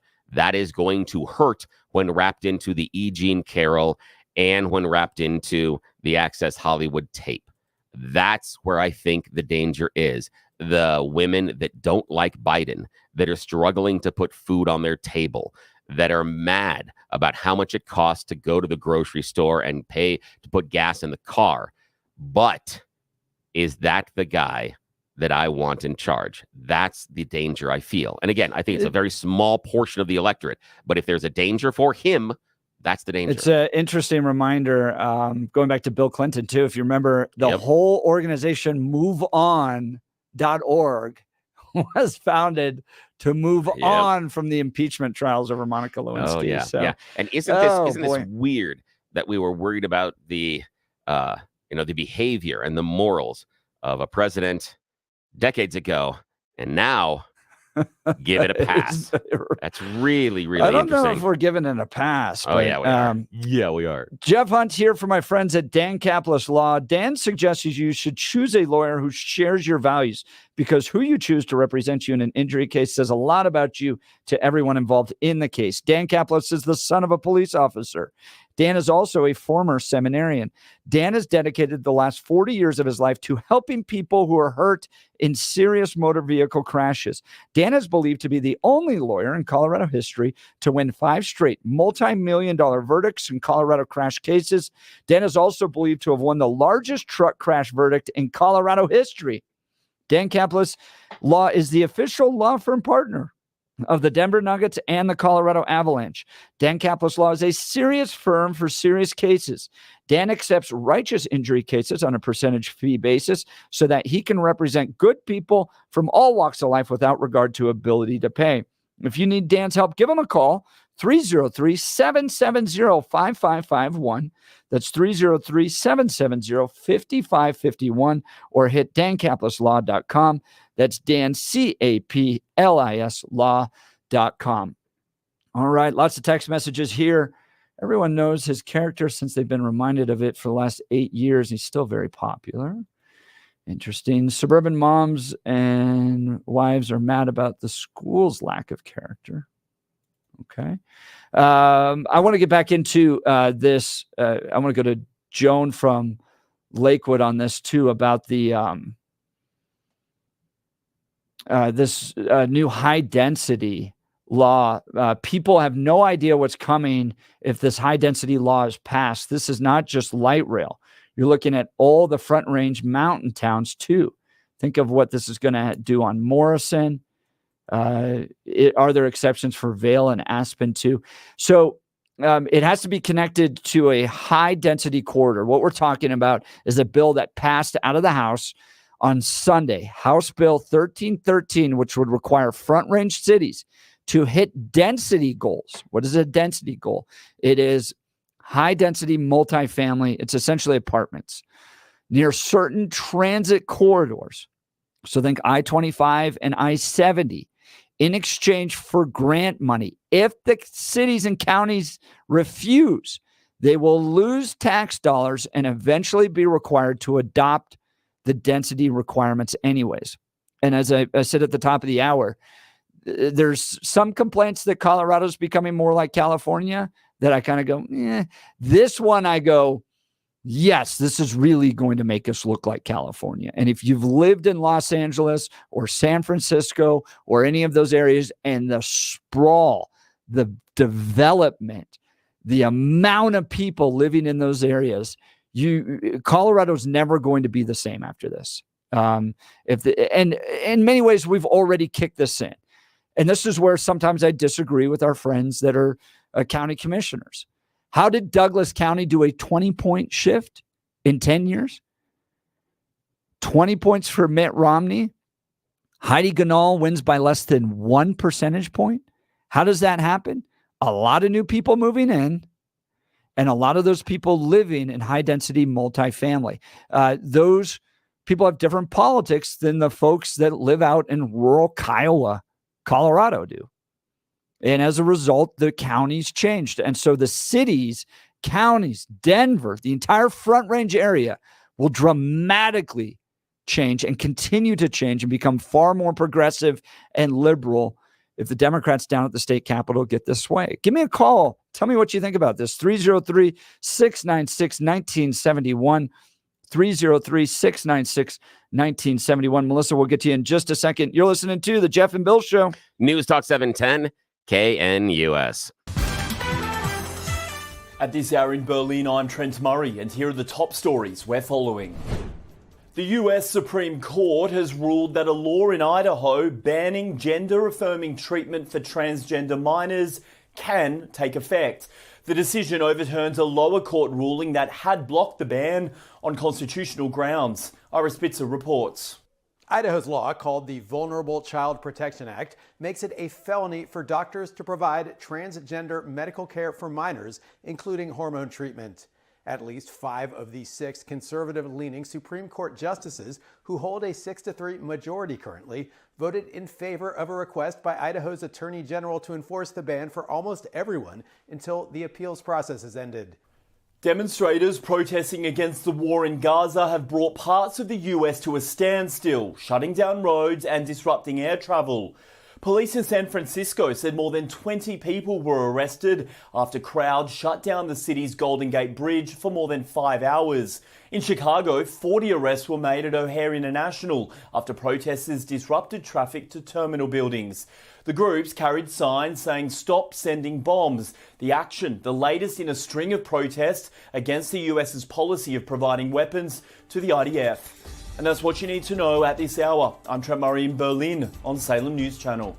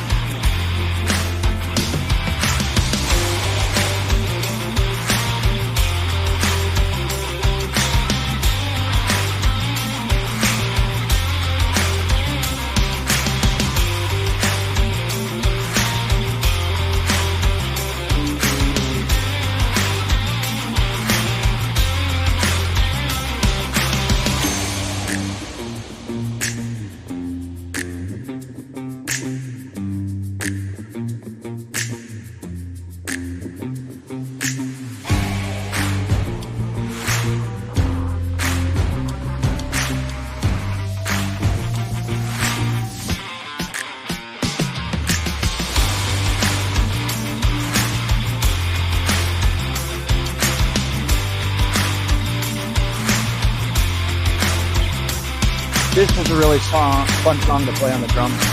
Oh, is it? Okay. Oh, yeah. Nice. Do you ever play, for as much as a music lover as you are, did you play instruments? Yeah, I played trumpet for 5-6 years.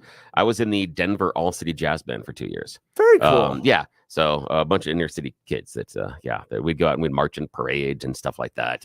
And one of the fun things with that was actually a really nice experience was we would get bored in practice, and so we were allowed to every once in a while switch instruments. So didn't make us any better, but we were did just that bored on of like playing a April song. Fools. Yeah, we would do that. We just did it, for fun. So hat tip that's it. to Mr. Stranahan and Nice. the middle school West Middle School jazz band I was a part of. Nice. As a drummer. We're gonna get to Melissa here in just a second. I saw this just come across Twitter. What? You remember the guy from NPR that wrote that article last week? Yeah. He's been suspended. Oh. Not a surprise. Not a surprise. Senior NPR editor, Uberliner, Yeah. I think that's his name.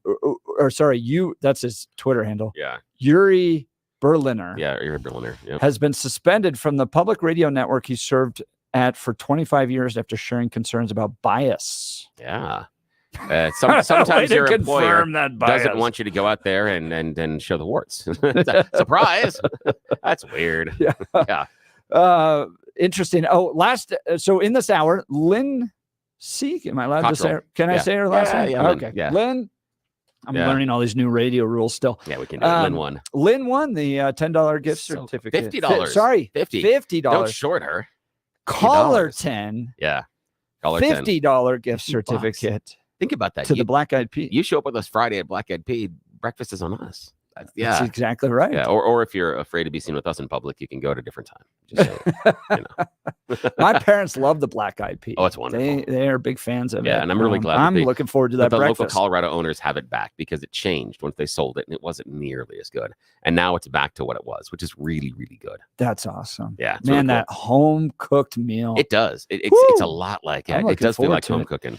So in the 8 o'clock hour, we'll do another giveaway, and the 9 o'clock hour, we'll do a giveaway. You have to be caller 10 in the 8 o'clock or 9 o'clock hour for a $50 gift certificate to the Black Eyed Pea restaurant. Melissa, you've been incredibly patient. You're on the Jeff and Bill Show News Talk 710 KNUS. Good morning, Melissa. Morning. Good morning. I just have serious questions about the timing of this with the border stuff going on, and how can we trust Colorado with any kind of zoning stuff? 2 examples: safe injection site and the Embassy Suites. And is the Embassy Suites going to be considered one of those places where you can put a bunch of?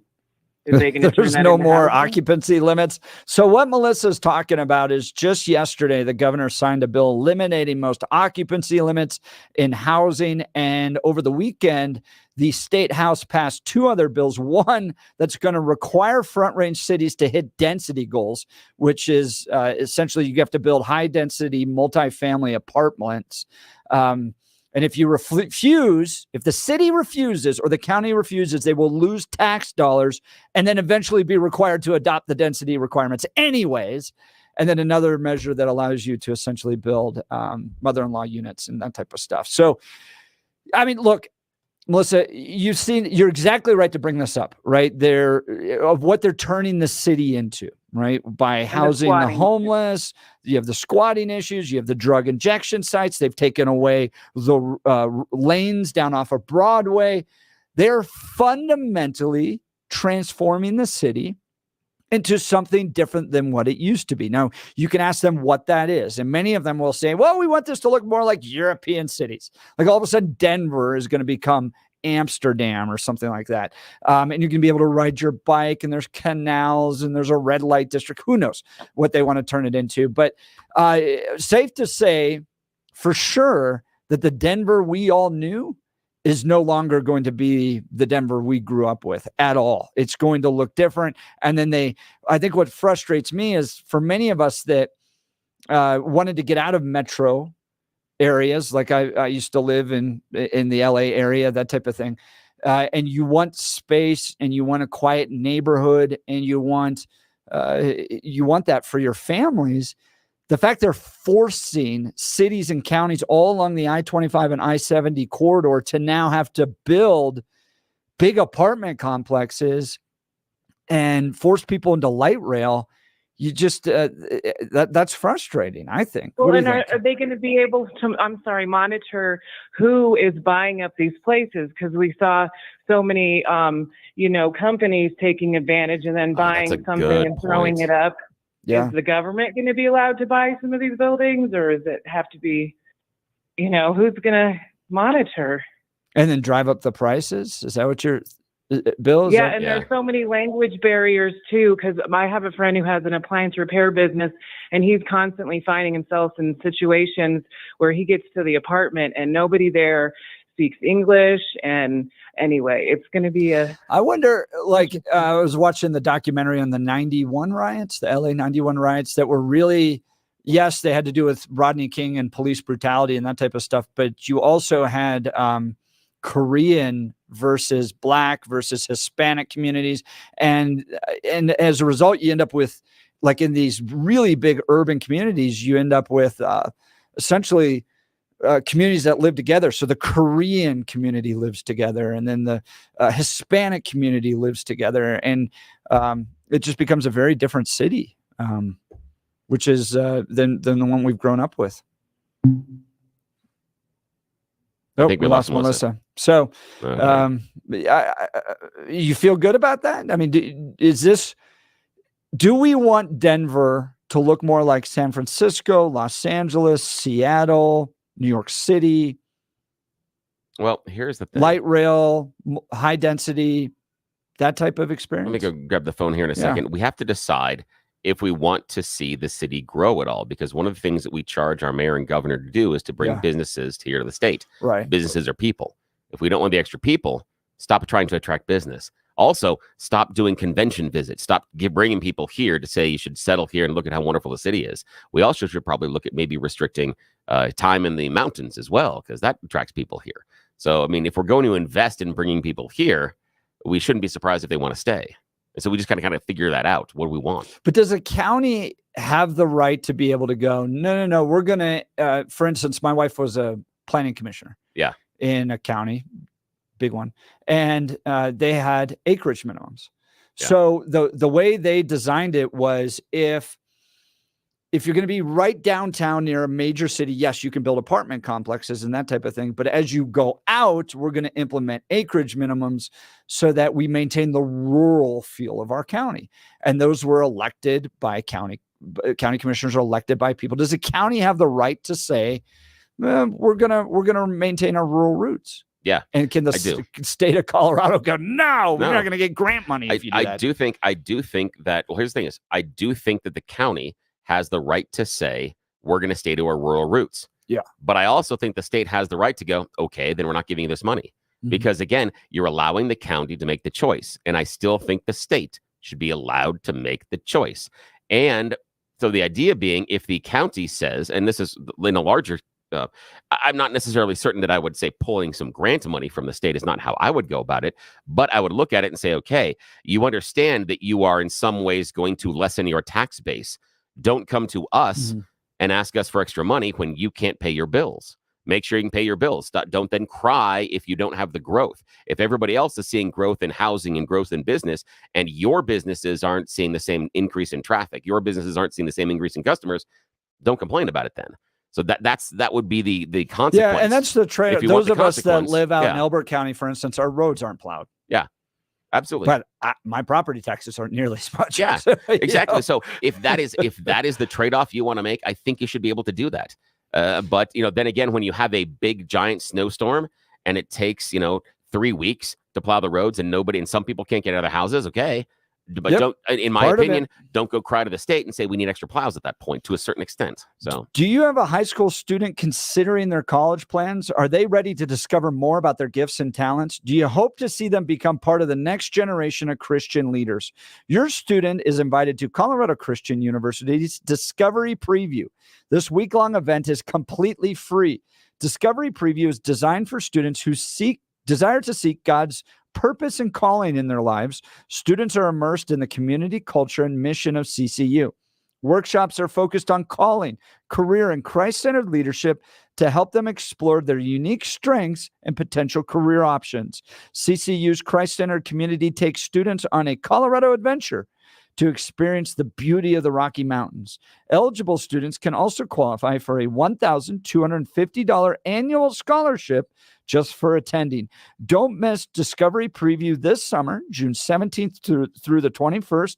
The event is designed for seniors and juniors in high school. And again, it's absolutely free. To learn more, go to ccu.edu/discovery. That's ccu.edu/discovery. What do you think of these new laws that are being passed? Colorado Governor Jared Polis signs a bill eliminating most occupancy limits in housing. Over the weekend, the House passed two other bills, one that's going to require Front Range cities to hit density goals near certain transit corridors in exchange for grant money. If they refuse, they'll lose tax dollars and eventually be required to adopt the density requirements anyways. And then another bill that legalizes accessory dwelling units across Front Range cities. What I think's happening is they are engineering the state to become a blue state forever. And we won't be able to crawl back from it. Give us a call, 303-696-1971. You're listening to The Jeff and Bill Show. News Talk 710, KNUS.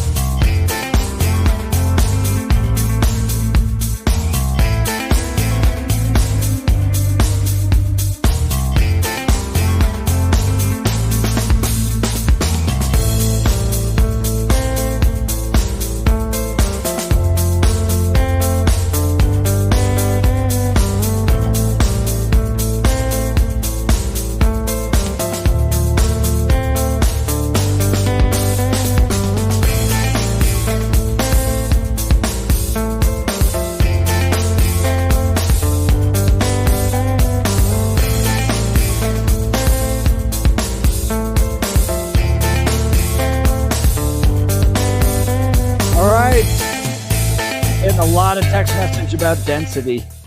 People aren't happy about it. And a They've lot of them seen just what's calling me happening dense. into their communities.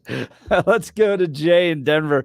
Jay, you're on the Jeff and Bill Show, News Talk 710 KNUS. Good morning. Hey, good morning. How you guys doing? We're great. What are your thoughts on Just this? want to compliment Billy on his statements about the developers' incentive to build condos and townhomes. You know, the last set that we built was 2008, and yeah, I called you guys a few weeks ago, and we built some things on Broadway, and you were talking about the lanes on Broadway, the bike lanes, and all that in front of our buildings. I just want someone to call in and say, who moved to Colorado for density? My answer is nobody. They were getting away from density. New Jersey, New York, Boston, Chicago. Nobody wants density. The other issue is the litigation factor. If you don't think that's a reality for a developer, it was for us many times. Huge.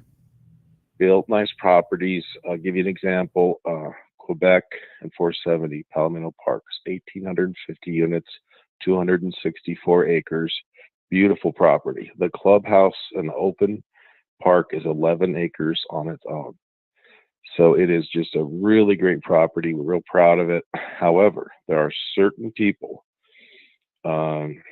I'll just call them lazy, non-practicing attorneys that'll go in and they'll buy a condo or a townhome and sue the developer for false defects. And it happened to us and we won. How much did you have to spend to win? Well, you wouldn't believe this. We had such a great attorney, actually. He used to work at your facility there. Went out and found out that she had done this many times over. So she was blaming us for not putting the right flowers in the walls. Jay, thanks. Appreciate the call. We're out of time here. Taylor Rhodes, Rocky Mountain Gun Owners, up next. You're listening to the Jeff and Bill Show. News Talk 710 KNUS.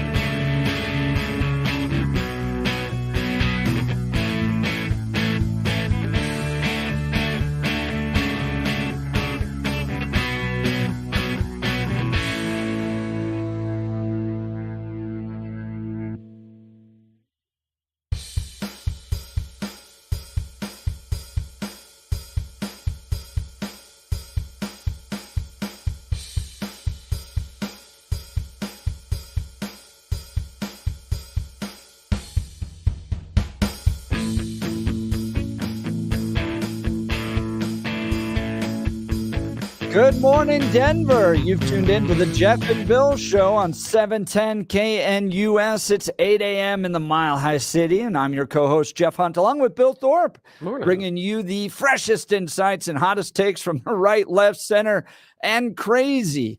I feel like we're going to need legal degrees to get through this election cycle, Bill. Will. Holy cow. It's going to be a mess. Maybe DU will partner with us to get us Hey, there we go. degree. After as many court briefs as we're going to have to read. Yeah. Oh, another beautiful day in the greatest city in America. A little bit of rain today, which is great for those lawns and fields and pastures and flowers. We're gearing up for a whole nother hour of engaging discussions, critical analysis, most importantly, your calls and texts, because this is where Denver's voice is heard loud and clear. So grab your coffee, Denver. Let's dive into the issues that matter most to you right here, right now. In just a second, we're going to hear from Taylor Rhodes. He's the executive director at Rocky Mountain Gun Owners. First time ever, the Colorado House of Representatives has passed a semi-automatic firearm ban. What does this mean for you?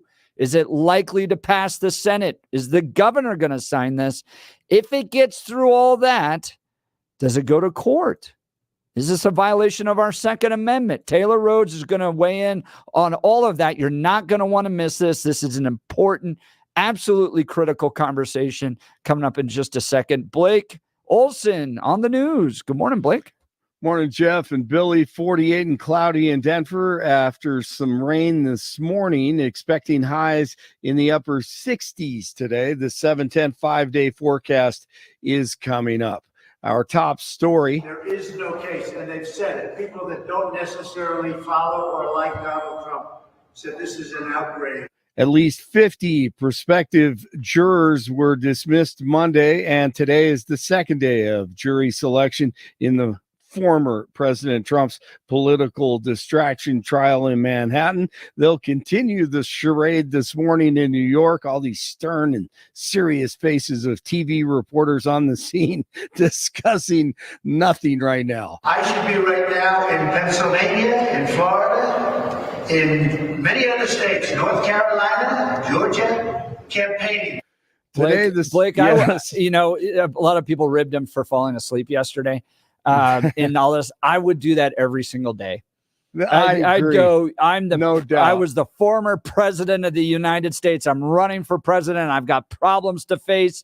I've got solutions, and you're forcing me to sit here and discuss minutia when it comes to potential juror issues. Exactly. I would fall asleep too. I'd put on some sunglasses. I'd kick back and I'd just be like, wake me up when you're ready for me to solve your problems, America. Exactly. You know how difficult it is to take a nap in a suit every day? God, man, I give him a lot of credit, man. He's always got the suit on, unless he's playing golf, man. I agree with you, no doubt. Hey, today the Senate will be sent articles of impeachment against Homeland Security Secretary Alejandro Mayorkas from the House today. He's accused of willful and systemic refusal to comply with the law. He just opened up the southern border. That's all he did. President Biden outlines his tax agenda today. It'll kick off a campaign tour across the key swing state of Pennsylvania, his home state. He always talks about Scranton. House Speaker Mike Johnson unveiling a plan for 4 separate bills with funding for Ukraine, Israel, Taiwan, and other priorities. Johnson explained his plan after a closed-door GOP conference meeting after months of delay. Johnson said each bill would be voted on separately before the end of the week. We have terrorists and tyrants and terrible leaders around the world like Putin and Xi and in Iran, and they're watching to see if America will stand up for its allies and in our own interest around the globe, and we will. Speaking of Iran, pro-Hamas and terrorist demonstrations in Chicago, they continued on Monday. They took to the streets and even blocked the roadway entering Terminal 1 of O'Hare. Similar, what they call pro-Palestinian protests were held around the country. Everyone must have got the social media X's or whatever TikTok. I think that's what they're getting it on. So a lot of communication there. Governor Polis has signed a bill that will prohibit local governments from enforcing residential occupancy limits. The bill removes a decades-old state law that limited how many members of different families can live together under the same roof. Critics say it was discriminatory to multiple groups. The bill takes effect July 1st. And Transportation Secretary Pete Buttigieg in Denver today. He'll tour infrastructure projects with Governor Polis and Mayor Johnson, and hopefully they'll count the number of potholes on Santa Fe. 45 in Englewood, 47 in Thornton, and 48 in Denver. You ever hit those potholes in Denver? I just, what the heck is Pete doing? I know he's rebuilding a bridge right now, but yes. He has a lot of experience too. Infrastructure, right? As a mayor, Colorado's infrastructure is so bad, and I'm not a full-on libertarian. I think there's a role for government, and if these guys would just take some of our tax dollars, and fix the potholes. You see them in Kansas, and then you cross over into Colorado, and all of a sudden you need four-wheel drive.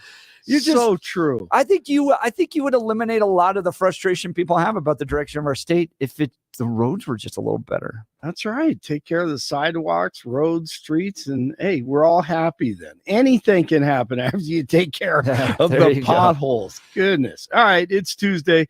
I'll send it back to Jeff and Bill. Blake Olson, News Talk 710 KNUS.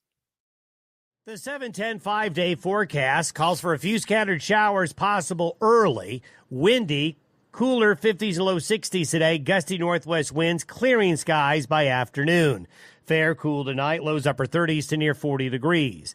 Partly cloudy on Wednesday. Highs will be rebounding to the upper 60s. Wednesday night, a chance of showers late and colder, lows 30s. Colder, occasional showers Thursday, Friday, and Saturday.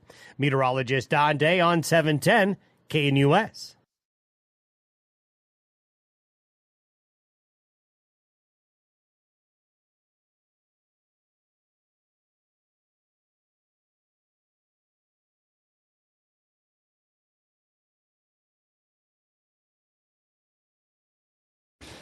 All right.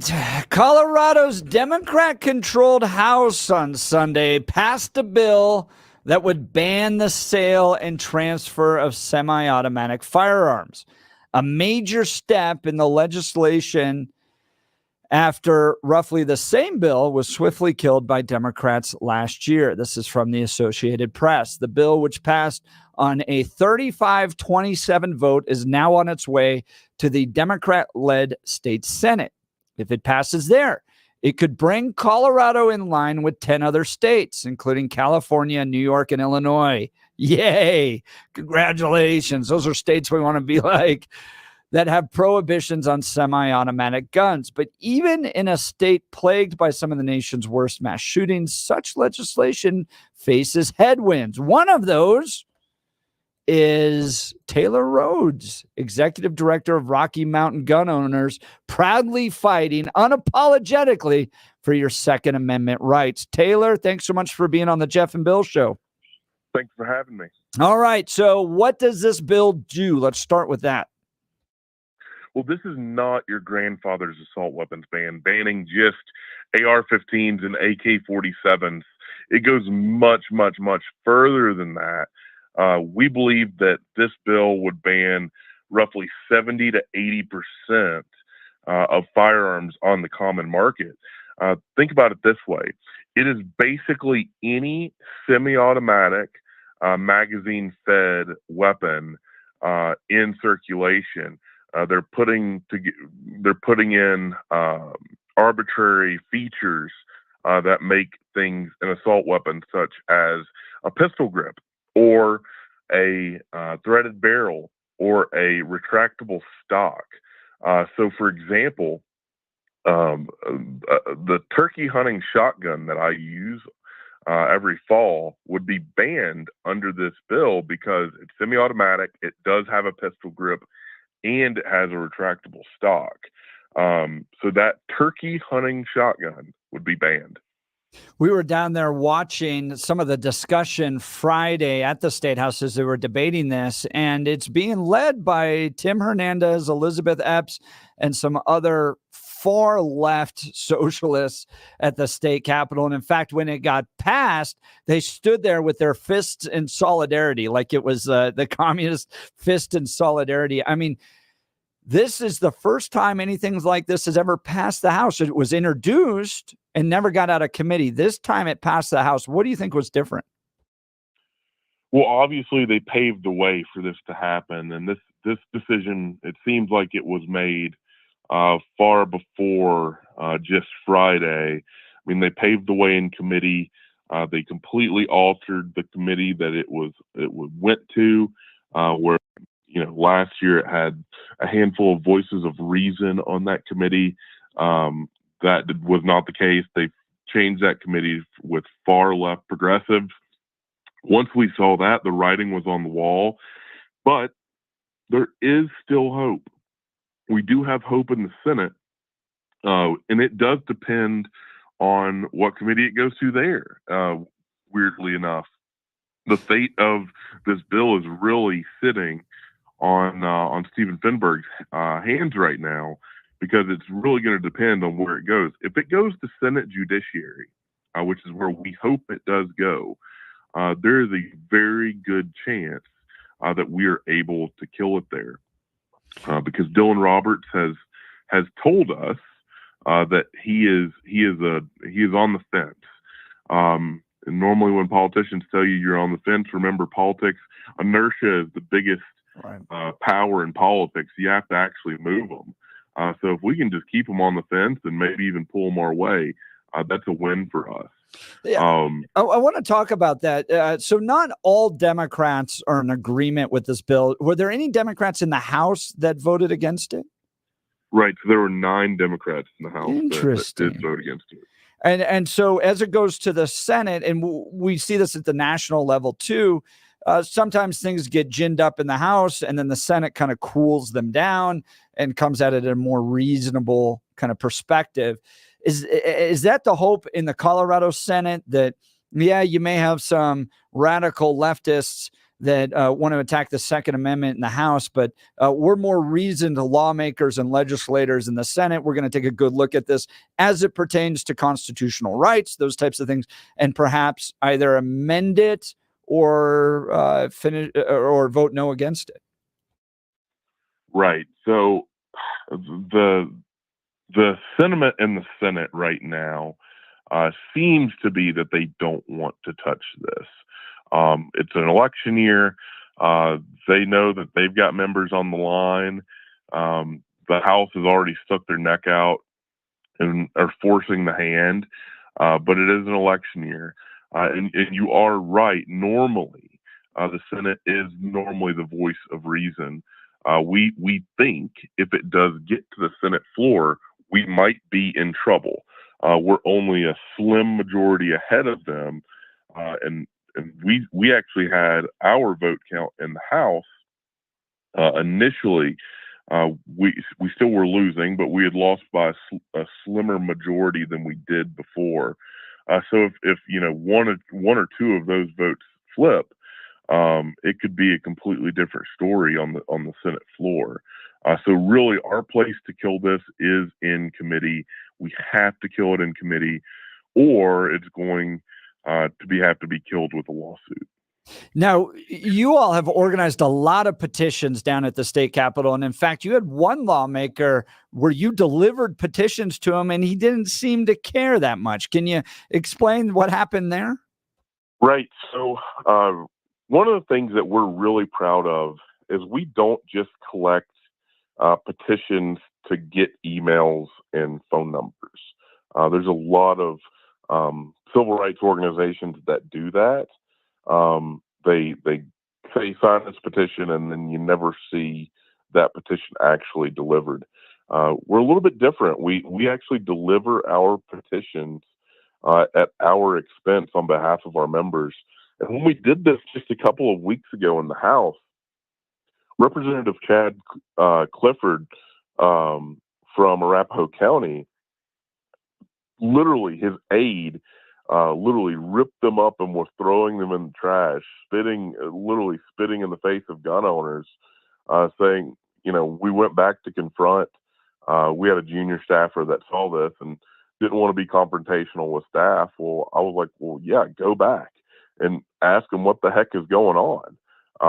There must be a reason that they're ripping them up. And of course, as soon as we put a camera in their face, of the aide and the representative, the tone completely changed. Oh, well, we don't believe this, we don't believe that. But it goes one step further. That same representative told us that he was going to be a no vote on that bill. Not only did he tell my staff, he told multiple gun shop owners that I'm in communication with that are in his district that he was going to be a no vote. And of course, he did vote for the ban on so-called assault weapons. Let's talk about how this goes to the governor's desk. So let's say it gets through the Senate. We all remember the "I'm just a bill" video, and then it heads to the executive branch to be signed.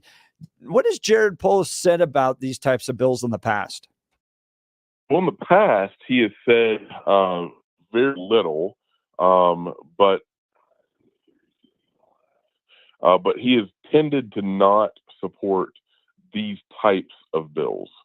The dangerous thing is the worst kept secret in all of Colorado is Jared Polis wants to be president, and unfortunately, these bans like this poll very favorably within the Democrat circles. So he could really play it both ways. If I was him, exactly what I would do is you can play it both ways. In Colorado, 10 days after the bill leaves the second chamber and it's on his desk, he doesn't have to take any action on it for it to become law. He can just let it wait and become law, never sign the bill.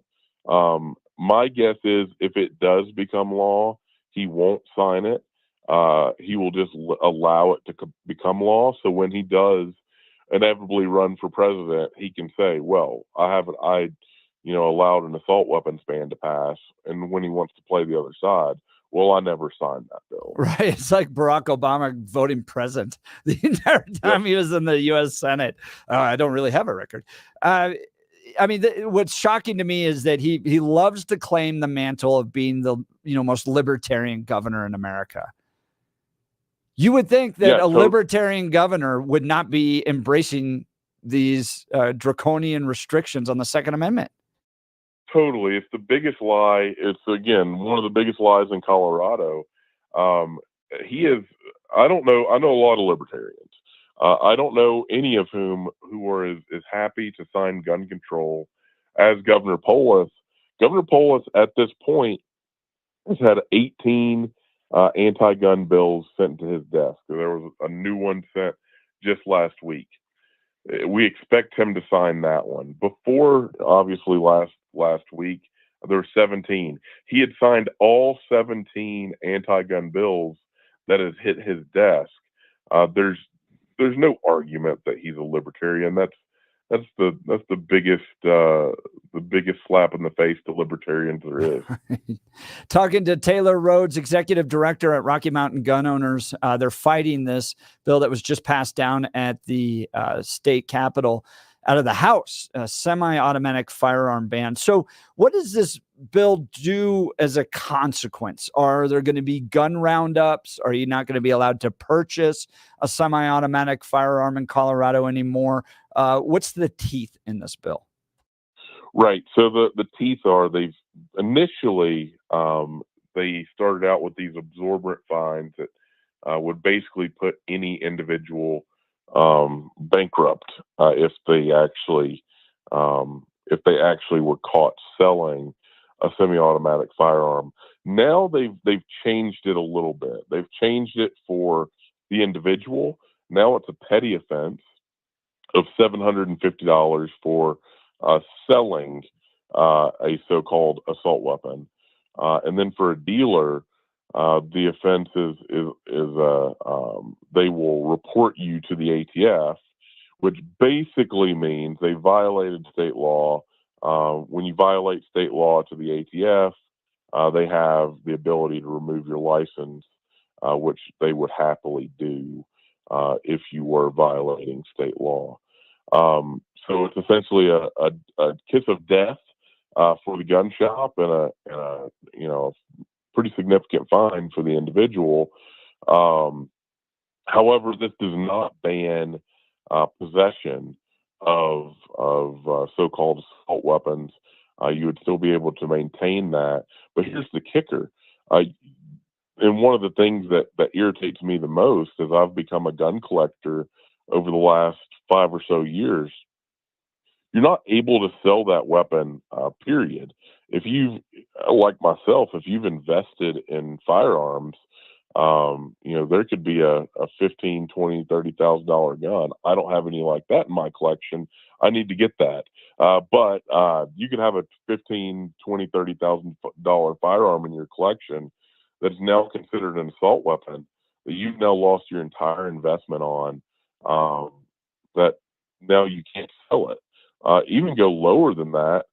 One of the biggest, if you ask any pawn shop owner, one of the biggest items that are pawned are firearms for people that need a quick money relief. Is in the gun industry, is in the firearm or pawn industry with guns, and you would not be able to pawn a firearm because you would then have to do a background check to get it out of pawn. And you wouldn't be able to pass it because it would be illegal for that dealer to transfer it back to you. Now, Taylor Rhodes, Executive Director of Rocky Mountain Gun Owners, here with Jeff and Bill. I want to kind of have you come back to the beginning because I think one of the major weaknesses in this bill is the Democrats trying to do what the Democrats always try to do. They try to cover everything. They try to make sure that everything is taken care of. And I believe it's a weakness in this particular law. What I mean by it is how they've defined what is an assault weapon. Can you, again, for the audience, walk us through how wide and with a broad brush they have painted the idea of assault weapons and how many of the gun owners listening are going to suddenly find themselves in possession of what's now called an assault weapon? Right. So I think, first of all, it's important to note the term assault weapon is very arbitrary when we're talking about this, and then the definition of how they're defining it. Most people, when you think of a quote unquote assault weapon, you're thinking of an AK-47 or an AR-15. That is not necessarily the case in the bill. We've always said this is not your grandfather's assault weapons ban. It's not just banning those scary black rifles. What is banning? It is banning those scary black rifles, but it's also banning, we believe, about 30 to 40% of the pistol market because of, or I should say, the handgun market. It's banning about 30 to 40% of the handgun market because it is any semi-automatic, magazine-fed with an arbitrary list of features. If it has a threaded barrel, it's basically banned on a pistol. If it has a retractable stock, it's probably an SBR, but it would be banned as well. Or if it has a retractable brace, it would be banned. On shotguns, same idea.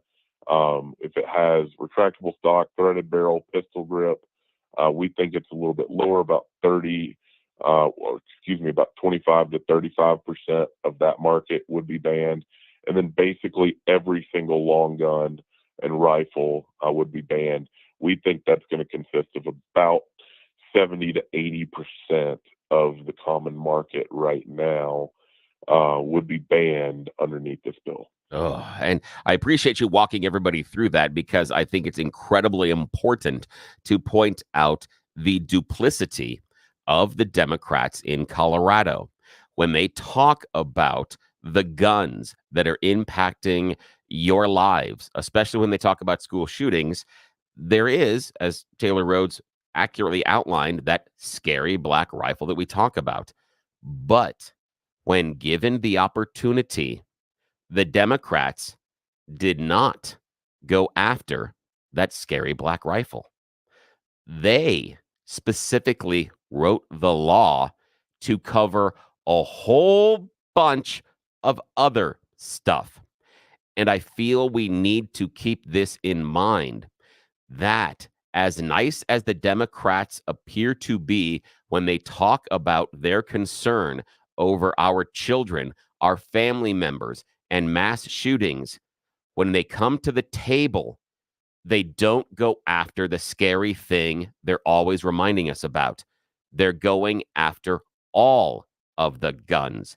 So when they say, what about these guns in the school shooting? Don't believe them. They want all of them. I appreciate you outlining that, because this is a heaping pile of BS. And I think it's going to fall apart once you guys get it in court. Yeah, let's talk about that legal side of it. Let's say this does go to court. Are you all going to lead a legal effort, and are you optimistic? Well, of course, we will lead a legal effort. That has been kind of our bread and butter over the last 2 years. And it's important to talk about the Bruen decision and why we think we can actually win.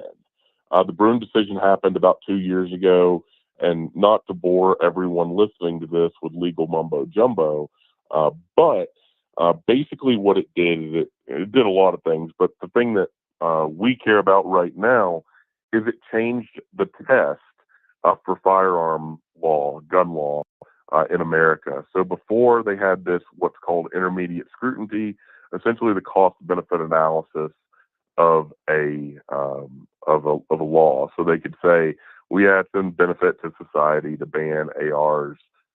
It's a constitutional right, so who cares? We're going to ban them anyway.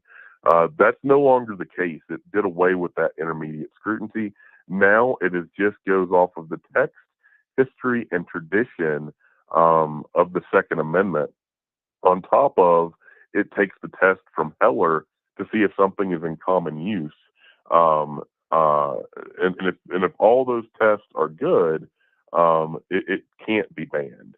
So in our Superior lawsuit, where they passed a law, Superior, Colorado lawsuit, where they passed a law that was basically identical to this, we sued pretty rapidly after the fact.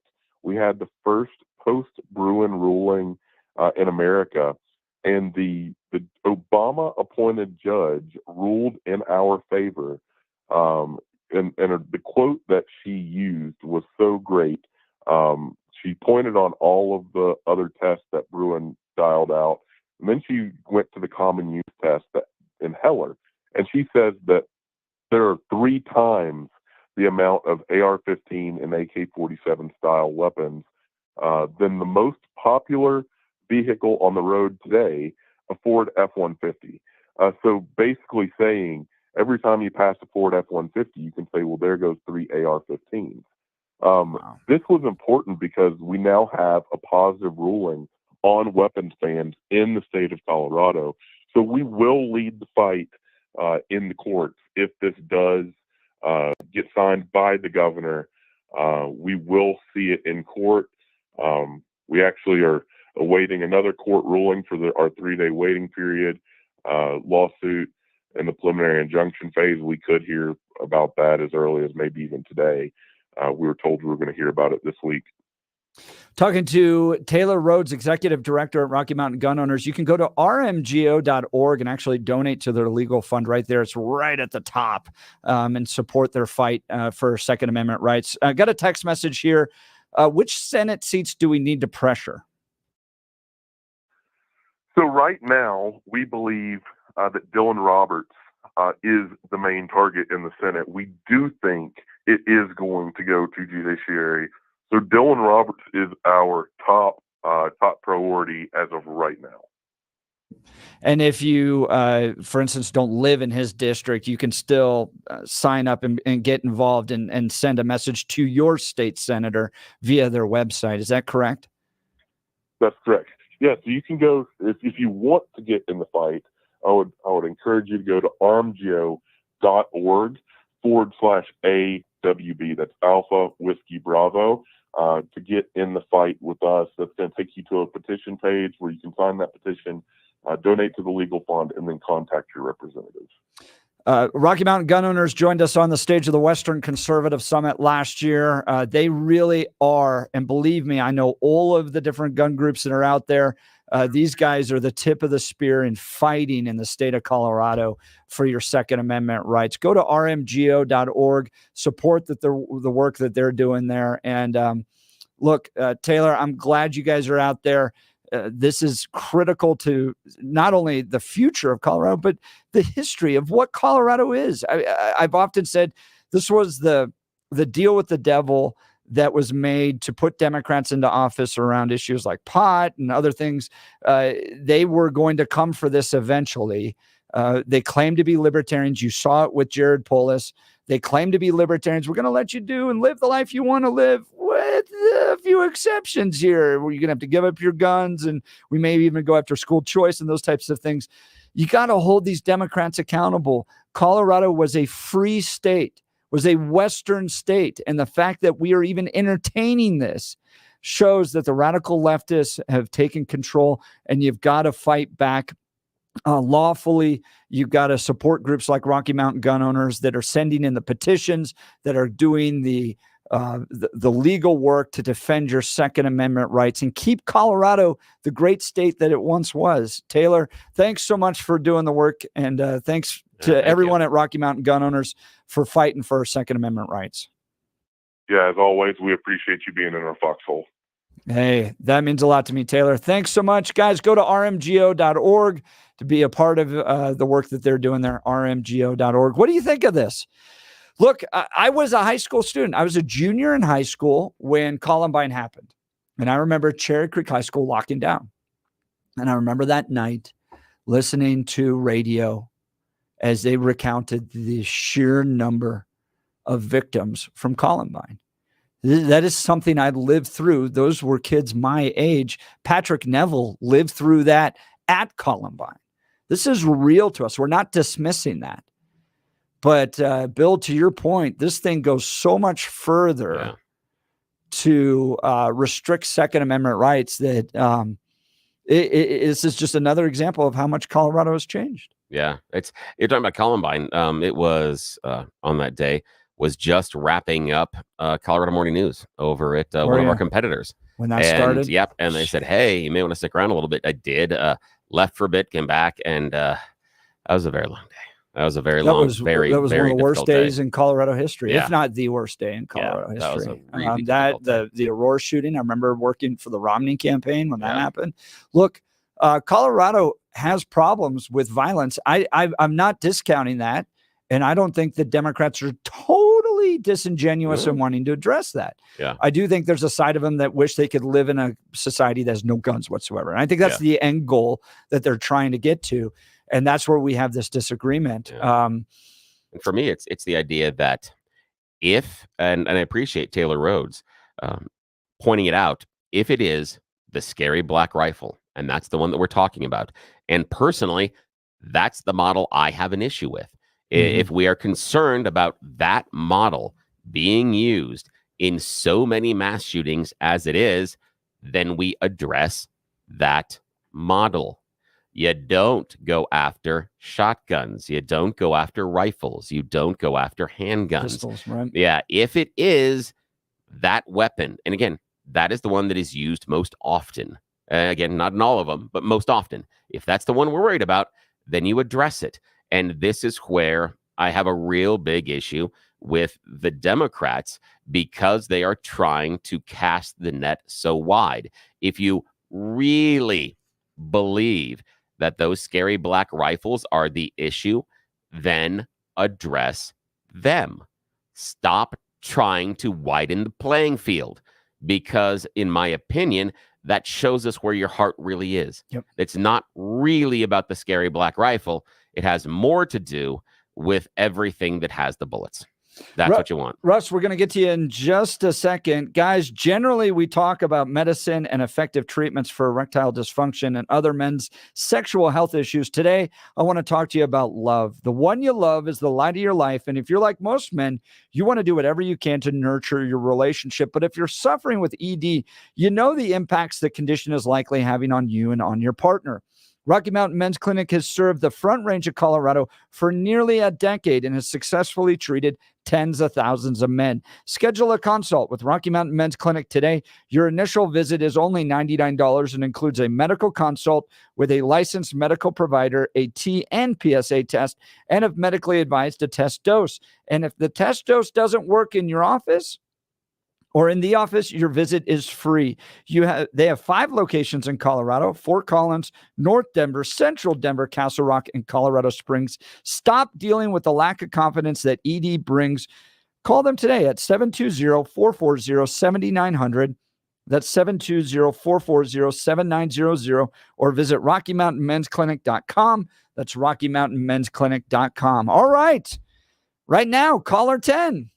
We ready to do this, Bill? Yeah, let's do this. Caller 10 at 303-696-1971 wins a $50 gift certificate to the Black Eyed Pea Restaurants. Proudly serving delicious home-style cooking with 8 Colorado locations, online at blackeyedpeacolorado.com. And don't forget to join us this Friday for breakfast with Jeff and Bill, along with very special guest, 710 KNUS afternoon host Brandon Tatum.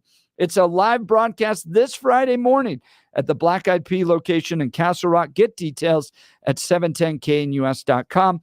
And for the best home-cooked meal away from home, it's the Black Eyed Pea. Caller number 10 gets a $50 gift certificate to the Black Eyed Pea restaurant. All right, you're listening to the Jeff and Bill Show. News Talk 710 KNUS. At this hour in Berlin, I'm Trent Murray, and here are the top stories we're following. The Middle East once again remains on edge as expectations build that Israel could soon respond to Iran's weekend missile attack. The White House says the decision on if and how to respond remains in the hands of Israeli leaders, but has joined other world capitals in calling on all sides to exercise restraint to avoid a wider escalation in the region. The IDF spokesperson said Israel is fighting a war on multiple fronts and called on citizens to be prepared for sudden changes to Home Command instructions. Meanwhile, Tehran has said that if Israel does attack, it's prepared to respond with a new weapon that's never been used before. Soft demand in a highly competitive market and a price war is forcing Tesla to lay off workers. In New York, Haley Bianco reports. Tesla told staff it's laying off more than 10% of its global workforce as it grapples with falling sales and a price war for electric vehicles. In response, Tesla CEO Elon Musk posted on X, quote, "About every 5 years, we need to reorganize and streamline the company for the next phase of growth," end quote. The automaker is due to report its quarterly earnings on April 23rd. It's bracing for a slowdown in 2024 after years of rapid sales growth. And that's what you need to know at this hour. I'm Trent Murray in Berlin on Salem News Channel.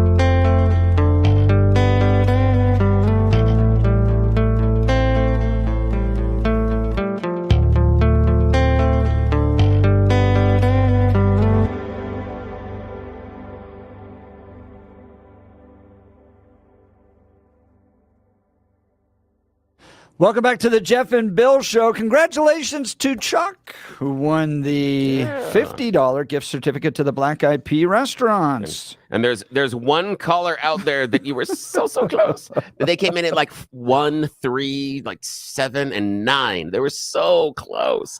But we got another gift certificate We do. next hour. We have another one next hour. Yeah. So you're not going to want to miss that. And then at the top of the 9 o'clock hour, speaking of that, Brandon Tatum's going to join us on the show. Preview what Friday is going to look like. So it'll be a lot of fun. We're talking this semi-automatic firearm ban that passed the Colorado House now heads to the Senate. This is from the Associated Press. Colorado's Democrat-controlled House on Sunday passed a bill that would ban the sale and transfer of semi-automatic firearms, a major step in the legislation after roughly the same bill was swiftly killed by Democrats last year. The bill, which passed on a 35-27 vote, I believe Taylor Rhodes said 9 Democrats voted against it, is now on its way to the Democrat-led state Senate. If it passes there, it could bring Colorado in line with 10 other states, which are states we want to align with, California, New York, and Illinois, that have prohibitions on semi-automatic guns. As Taylor Rhodes mentioned prior to the break here, this covers about 70 to 80% of firearms. And I didn't get to ask him this, Bill, but I wonder if we're going to end up like fireworks where you just have to cross the border of Wyoming. Oh, yeah. Because the ban isn't on possession. No. The ban is on the purchase. Yeah. So I think you're exactly right. We'll just go across state lines. It'll be like during certain states when they prohibit sales of alcohol, you have a whole bunch of bars right across the state line. That's what you're going to see. You're going to have gun shops right along the state line so that you can just sales in parking lots across the state line. Yes, they will be. Yeah, because that was the idea, and that was the argument when the pot became legal here in Colorado. It was, well, people just come here, get the pot, and then take it back to their own state, which happened, of course. Same thing. We're just doing the reverse. But in those other states, possession was still legal. Yeah, so you're you right. could still get busted. Oh, yeah. But the idea that, just because you make it legal here, legal there, it's not going to stop it. Yeah. So give us a call on what you think about this. 303-696-1971. 303-696-1971. Here's a good text message because the bill's being run by Tim Hernandez and Elizabeth Epps, which when I saw pictures of when they passed the bill, Tim Hernandez is standing there with a clenched socialist fist, communist fist. Was Tim Hernandez even elected? No, he wasn't elected. He was appointed. And I don't think he's going to survive this election season after his anti-Semitic rants down at the state capitol. I think the Democrats are going to find somebody else to fill that seat. But yes, he's leading the charge on this, along with a Berkeley law-educated Democrat down there and Elizabeth Epps. So it's this real great group they've got going on down there. But it's can't buy handguns across state lines. That's against federal law. Interesting. So maybe we won't end up like that. I doubt it. I don't think it'll matter. Yeah. Do you have to be a resident of the state you live in to buy? Well, I guess it would happen. Yeah. I don't know. Maybe we have to get Taylor Rhodes back on to that would be to get that lesson clarified, or if somebody if someone's an attorney. Yeah, like the weird thing is, I know that like you can't buy hognose snakes and have them shipped to Colorado because it's a protected species here, and so they don't ship here. So you have to get them locally sourced or native. So it's kind of the same. If that's the case, you're gonna have a massive run on guns prior to this becoming law. Oh yeah, huge. Yeah, if that's true, that's true. Yeah. Because it grandfathers everybody in. So you have to have it beforehand. Yeah. Maybe you need to go to your gun store today. And then because it's going to take a 3-day waiting period. Frank, you're on the Jeff and Bill Show, News Talk 710 KNUS. Good morning, Frank. Morning. Hey, thank you guys for your program. I've got a couple of novel ideas for these people that just want to keep introducing these unconstitutional bills. I think definitely I mentioned that they should have their names firmly attached to it. But I think somehow it should pass a constitutional test before it goes anywhere, and it could be ruled on by a local state constitutional specialist to even allow it to come out of committee. But also, I think the novel idea I had over the weekend was that if some senator or representative passes a law that limits our Bill of Rights, our constitutional Bill of Rights, then they should have their First Amendment rights limited themselves. You don't. Well, Frank, I saw a few people post on this. I do think, and I'm not an attorney here, by the way, a little bit of clarification on purchasing guns across state lines. It looks like you can buy rifles and shotguns across state lines, just not handguns, which now would allow, Wyoming to become a place where you could buy your AR-15 and bring it back over the state.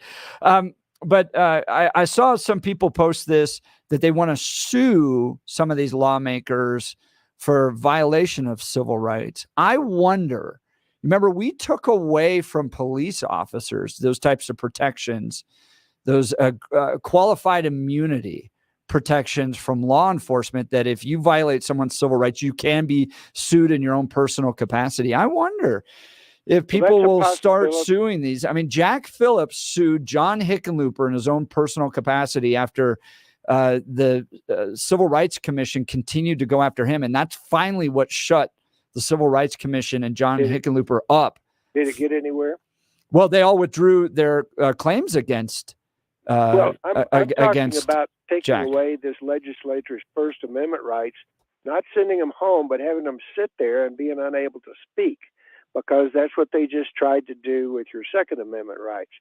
But the other novel idea I had is, if these people want to do virtue signaling for all this, for their Democratic left-leaning constituents, we could paint a couple of virtual signaling spots on the floor down there, one red and one blue, and you can stand in your appropriate color and make your statement. It's like only if they get a searchlight with it, so you can put out the so you can sit there and you can sign the virtue signal. You sit there and say, "Oh, it's the virtue signal. It's up in the air. Look, the virtue signal. It's It reminds me of those college students that need like a little place to color because they need a safe space." Frank, I appreciate the call. Thanks so much.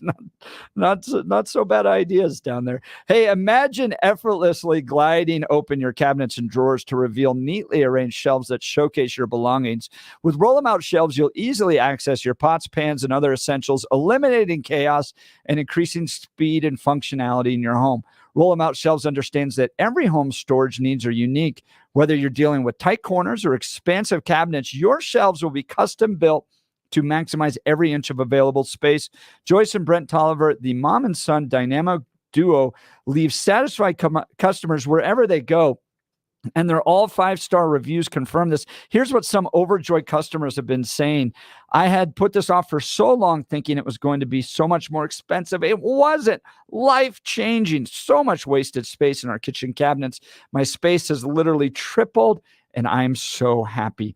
Begin the affordable transformation in your home for less than $1,000 when Roll-em-out Shelves efficiently organizes your space with sturdy Baltic birch shelves built right here in Colorado and guaranteed for life. Call for your free in-home estimate today, 303-475-9601.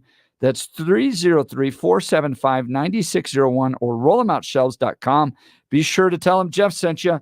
They're at rollemoutshelves.com. All right, we'll continue with your calls and text. You're listening to The Jeff and Bill Show. News Talk 710, KNUS.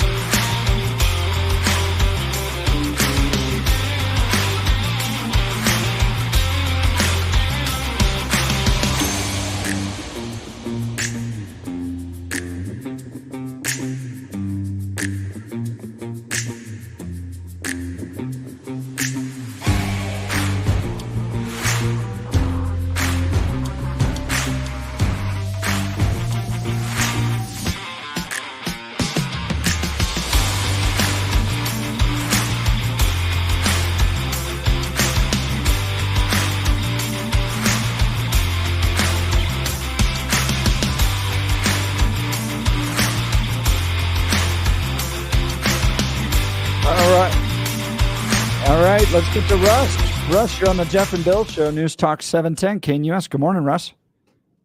Hi, how you guys doing? We're great. We How are got you? just a few minutes. What's up? Well, this is what's up. Everybody knows it's not guns that is the problem here. It does the killing, but I would address the killer more than I address the guns. Yep. And the FBI, no one is addressing the killer. Not that he needs attention or he needs to be addressed or, if he's going to kill people. Russ, I he should- appreciate it. We're up against the top of the hour we here. have more time for you, Russ. You're Call us listening back. to the Jeff and Bill Show. News Talk 710 KNUS.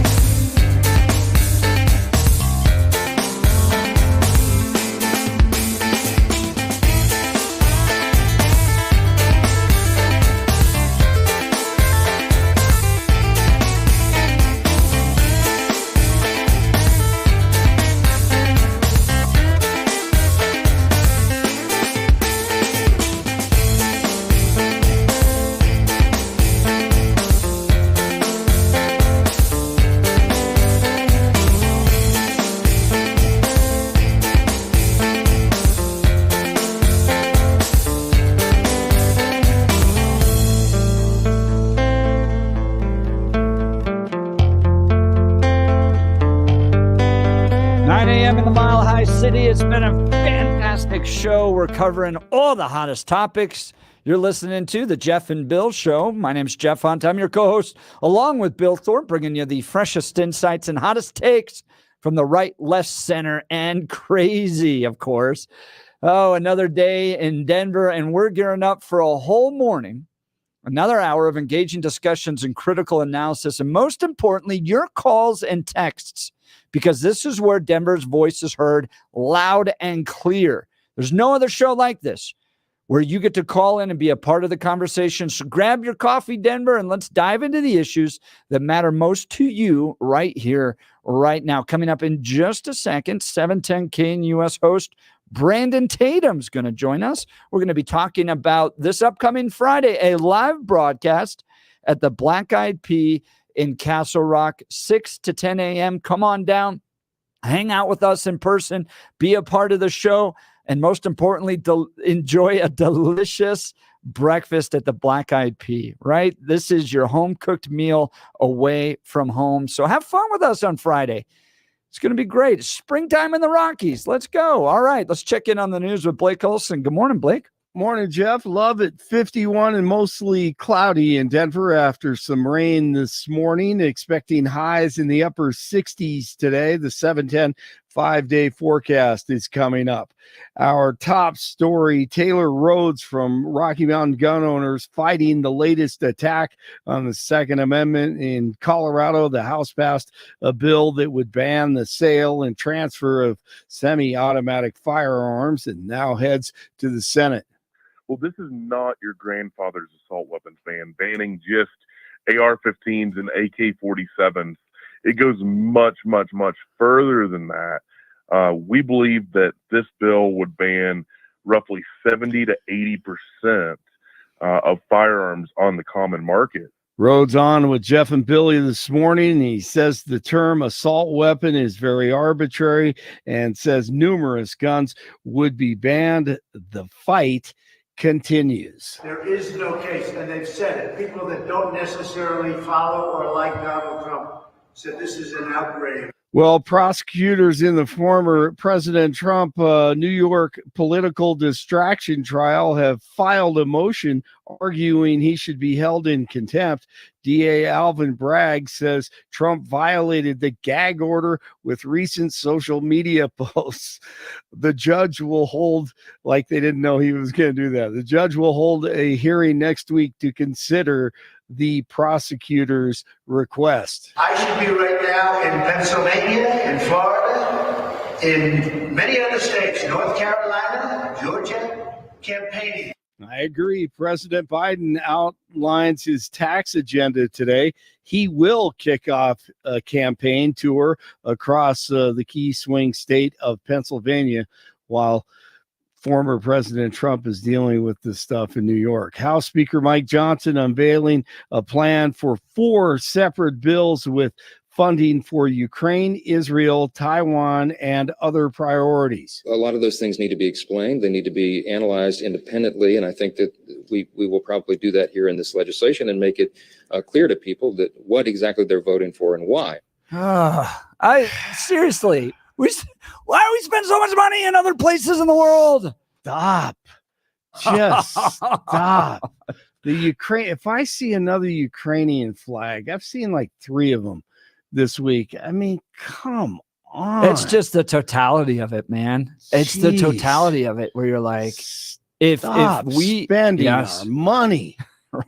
Goodness, Lord, I'm sorry. What? Continue. I apologize. What'd you say? No. Jeff? It's just hearing that. It's like the totality of it. You're like, yes, that is the world we live in. If we don't spend it, if Blake Olson's hard-earned money isn't sent to Taiwan, the whole world falls apart. Boy, you got that right. How about a sovereign country? Okay, let's protect the borders, and then let's deal with all this other crap later. All right. Preach. This one, thank you. In 2022, John David Thorne III warned a woman to stop throwing rocks at his semi or he'd shoot her.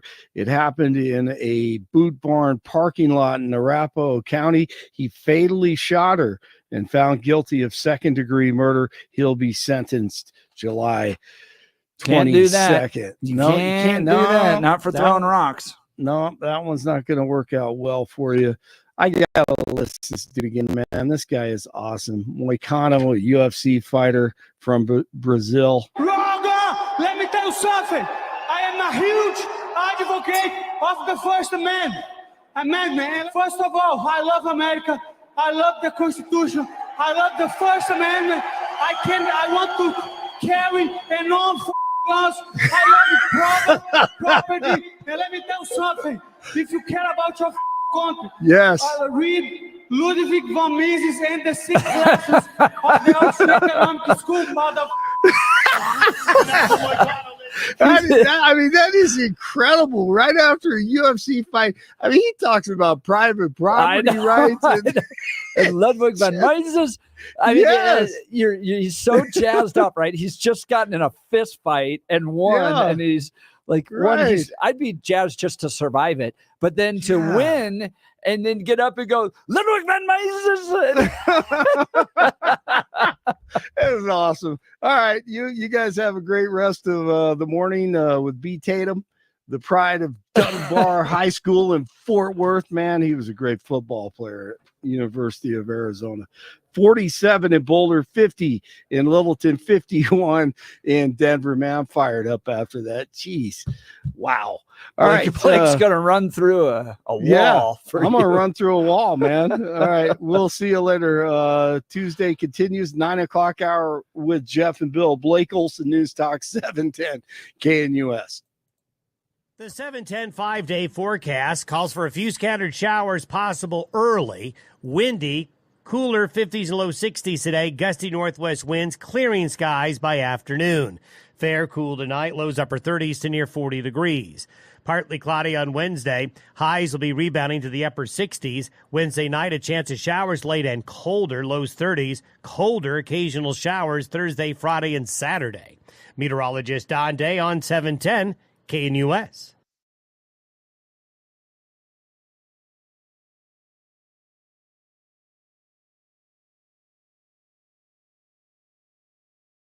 All right, you know him from the Officer Tatum Show. He's going to be live with us this Friday at the Black Eyed Pea and Castle Rock. You get a chance to hang out with him. And let me tell y'all, the kids love him.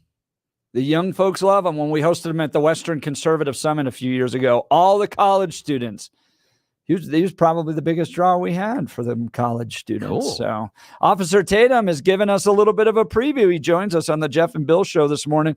Good morning, Officer Tatum. Good morning, fellas. We're excited to have you. Tell us a little bit about kind of the coming to Colorado, what this is all about. We're taking you on a little bit of a tour, huh? Yeah, it's gonna be amazing. You know, I'm very thankful that you guys invited me, and I cannot wait to talk about conservative values and just hang out, man. It's good to see people in the flesh instead of just talking on a TV screen with a microphone, you know. So it's going to be amazing, and I hope that people come and enjoy it and have a really good time being around other Patriots. That's right. Now, Officer Tatum, the audience is just getting to know you. You're fairly new inside of Denver, and for some listeners who may not necessarily be as familiar with you, I want to know, how did you find yourself in radio? You've been conservative activist for a while, huge following in social media. Did you lose a bet or something? Why are you doing this thing? No, I think God normally challenges me to do greater things and open up my horizon. And, you know, Larry Elder kind of retired from the radio, and it seemed like a perfect opportunity for me to step in and continue kind of a legacy of what Larry Elder was doing on the radio. So I just jumped in and gave it a try. You know, I think it's making a tremendous impact. It's good to diversify, you know, the reach, because I think that God has called us to, you know, expand our gifts and do the best that we can, no matter, you know, in what arena. Because, of course, my social media and YouTube is hundreds of millions of views a month. And so the radio may not be as large, but it's still necessary to be able to get my voice out and be able to get these conservative values out to anybody who can listen to the radio. So it's a tremendous blessing. I really enjoy it. So let's talk a little bit about your background. Your father was a captain in the Fort Worth Fire Department. You had a great uncle that played football. You played football, police officer. Give us a little sense of who you are and what you were doing prior to all of this commentating. Yeah. So my dad, he retired from Fort Worth as a battalion chief. He went on to be the Waco chief. He retired again. So he retired from Fort Worth. He went to Waco as the chief. He retired from Waco, and now he cannot stop working. So he's the chief in Keller. So I'm very proud of my dad. He's a great man. He's one of the reasons why I'm who I am today. I did play football in high school. I was All-American, top player in the nation. Went to the University of Arizona. Had an incredible time playing football. I played with Gronkowski and Nick Foles, pretty sure people that watch football know those two guys. And, I graduated. I was in the NFL draft. I didn't get drafted, and God sent me in another direction. I became a police officer in Tucson, and I had an incredible time. I was on the SWAT team. I was a spokesperson, and God really, challenged me to grow. And I became a conservative while I was a cop. Went to a Trump rally, and it just revolutionized the way I thought about the world, the way I thought about politics. And ever since then, I've been in the fight to preserve America and espouse conservative values. Now, Brandon Tatum, want to talk to you about growing up as the son of a cop and then eventually following in your father's footsteps. I've talked to a number of friends that had parents that were in law enforcement, and what I'm looking at is it is one of the things that you are the most proud of, but also the most fearful. Can you talk to us about how it shaped your life growing up, knowing that your dad is out there every day protecting the city, but at the same time, you know that if something bad goes wrong, dad might not come home at night. Can you talk about how that shaped you and growing up? Yeah, so my dad was a firefighter. He was a firefighter my whole life, but the same. Oh, sorry, misunderstood. Still I applies. apologize. Yeah. Yeah, no, the same still applies. I mean, my father would go out in 24-hour shifts fighting fires, and we would, be grateful when we see him again. I remember growing up and him actually getting burned in the fire. Of course, he wasn't fatal, but me and my brother were just on the edge because we knew my dad. But it was confident. I mean, it was great that my dad was out there putting his life on the line and showing us an example of humility, hard work, dedication, and the fact that my father was willing to sacrifice for other people. That really, put us in a trajectory to do great things. But we and my dad talk trash to each other all the time because that firefighters and police officers are, we always jabbing at Yeah. each other. I always call them a second responder, but it's a joke. That's fantastic. I tell them that they need the police officers to be their heroes. Is the morgue director the third responder then? So if first responder is the police, second is emergency and firefighters and paramedics, and then the third responder is the hearse. Right? Yeah, but I love them all, so we're all necessary. But the things that my dad did bestow in us really helped us become men, and it that really helped me become a person who wanted to serve. I wanted to serve in the military, and it worked out that I became a cop. So it was very valuable, and I think that's what led me into being a police officer. So I'm interested in that, going to a Trump rally and becoming a conservative. What happened there? And how did you abandon your values? Well, I guess I had what we call false values and false perception, and I was being manipulated into believing I was a Democrat and believing that I believed the things that they believe. Because I didn't know the platform, right? I mean, I was raised, you're black, you're a Democrat. The Republican Party is racist white people. So that's what I was taught until I became a cop and I got saved in college, and my mind started to expand and open up, and everybody on the police department was conservative. So over time, it would just, they would just work. It would just eat away at my false perceptions. And so they would tell me, hey, man, you're not a Democrat, dude. You believe in God. You believe in the First Amendment. You believe in the Second Amendment. You're pro-life. All of those things are not what Democrats stand for. And it took Barack Obama's presidency for me to realize that these people do not support law enforcement. They're very disingenuous. I did research and found out that the Democrat Party was the party of slavery and Jim Crow and all of these things that I had been lied to about. And so with my new understanding, I decided to go to a Trump rally because, of course, I said, I'm done with the Democrats and let me see what the Republicans are offering. Ben Carson dropped out and endorsed Trump, and Trump happened to come to Tucson. So I went to the rally and it blew me away. And everything that he said were things that I believed in and things that I believed would help this country be a better place. And it wasn't him, espousing racism and acting crazy and being a lunatic and all of these crazy things that they were saying in the media. It was a complete lie. And from that point forward, I said, you know what? I'm a Republican. And I love Donald Trump, and I think Donald Trump is going to take this country to the next level. And he did. And what was the transition for you starting to share your thoughts? Was it Blexit? Did you partner with Candace Owens on Blexit right away, or did you start sharing your commentary on social media first? What was that progression from police officer to thought leader? Yeah, it ended up completely by accident. I went to that Trump rally, and then I normally would type out my thoughts on Facebook with 100 people that probably would like my post. And so I said, I don't have time to be typing this out. I'm just gonna make a video real quick and then go to bed because I had worked a night shift. I stayed up for the rally, and I was like, I need to go to bed. I woke up from that, from my nap, and the video was viral. It had millions of views. Donald Trump shared it. A whole bunch of people shared it, and I had no idea what to expect. People were calling the police station. I mean, I woke up with like 30 or 40 missed calls. I mean, I thought I was getting fired. I didn't know what was going on. I never heard of Fox News before. Fox and Friends. I never heard of Hannity. And so all these people were calling to have me interview with them. And that's when the Brussels terrorist attack happened. And so everybody canceled except Fox and Friends. And so I ended up going on Fox and Friends. And from that point on, I said, you know what? I probably should express my thoughts about these things on social media. Never thought about making money with it. I didn't know how to make money. I just did it in my spare time when I was off duty.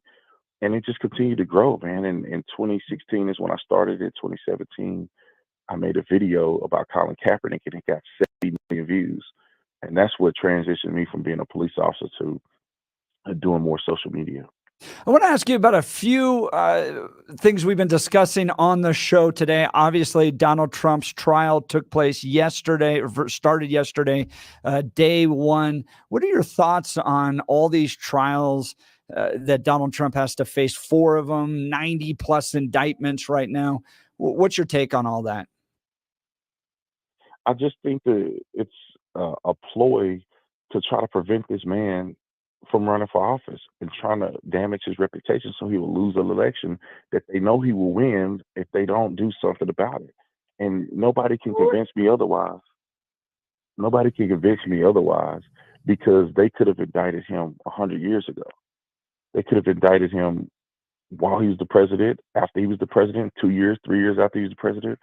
They waited to indict him the year of an election. And I think it's completely asinine. We see that Fetty Willis is a fraud. We see that they over exaggerated how much money he had to spend because the appeal judge only said he had to put up $170 million bond. I mean, and now you see that they have him going to trial. He has to be there every day. He's going to miss Barron's graduation. I mean, these people are insane to me. But what I think that they're doing, which is going to backfire, if they don't put him in jail and lock him away, he is going to run away with this election like never before. Every time they do something to him, and I honestly believe this, that God is exposing them and Trump is becoming incredibly more popular. Yeah, I think he's going to win through all this as well. And this is an effort to try to restrict his ability. And it's not working. It's just not working. But Brandon, you're a law and order guy. When you look at the way the legal system is being used to go after political opponents, how does that hit you as a law and order guy? Well, it's very discouraging because I don't know what the truth is. If Donald Trump doing something he's not supposed to be doing, he needs to be held accountable. But the problem is they're conflating two things. That they have him where he's found responsible with victimless crimes. He had to pay all this money, and there's no bank that's a victim. There's no insurance company that was victimized. Nobody's come forward. Nobody, received the loss. How in the world is he responsible for that? Then you go look at Stormy Daniels, and she can make documentaries and go on television to extort him. What she did was extortion. How do you threaten to release information that would damage his election, then receive money from him to shut up? That's extortion, in my opinion. So you have all of these things happening, which is confusing because nobody knows what the truth is. If the man has done something, then he needs to be held accountable, like I said. But we don't know if he actually did anything. It's all seem to be these judges and these prosecutors that just want to see him go down. And that is a shame, and it should never happen in America, especially not to an elected a person who's running for election, a political enemy. That's insane. Well, when you look at the pillars of our society, the institutions that hold up America, the left has absolutely whittled away their foundations and destroyed them. Look at what's happened to college education. Look at what's happened to sports. Look at what's happened to even businesses and corporations. Look at what's happened to now the legal process, where that has become compromised and used as a tool to drive in a leftist agenda. And that was like the last thing we had left, where you're like, independent, as you said, Brandon Tatum, the truth would come out, and now it's being used for political purposes. I think most Americans recognize that, and it's frustrating, and I hope they'll make them pay at the election box this November. I want to talk about one more issue. This past Sunday in Colorado, they banned semi-automatic firearms. They went after AR-15s, but in reality, what they're banning, and just prior to you, we had a guest from Rocky Mountain Gun Owners on that said they're actually banning 70 to 80% of the guns that are used in Colorado. Just traditional semi-automatic pistols, for instance, are threatened as a result of this. Shotguns, yeah.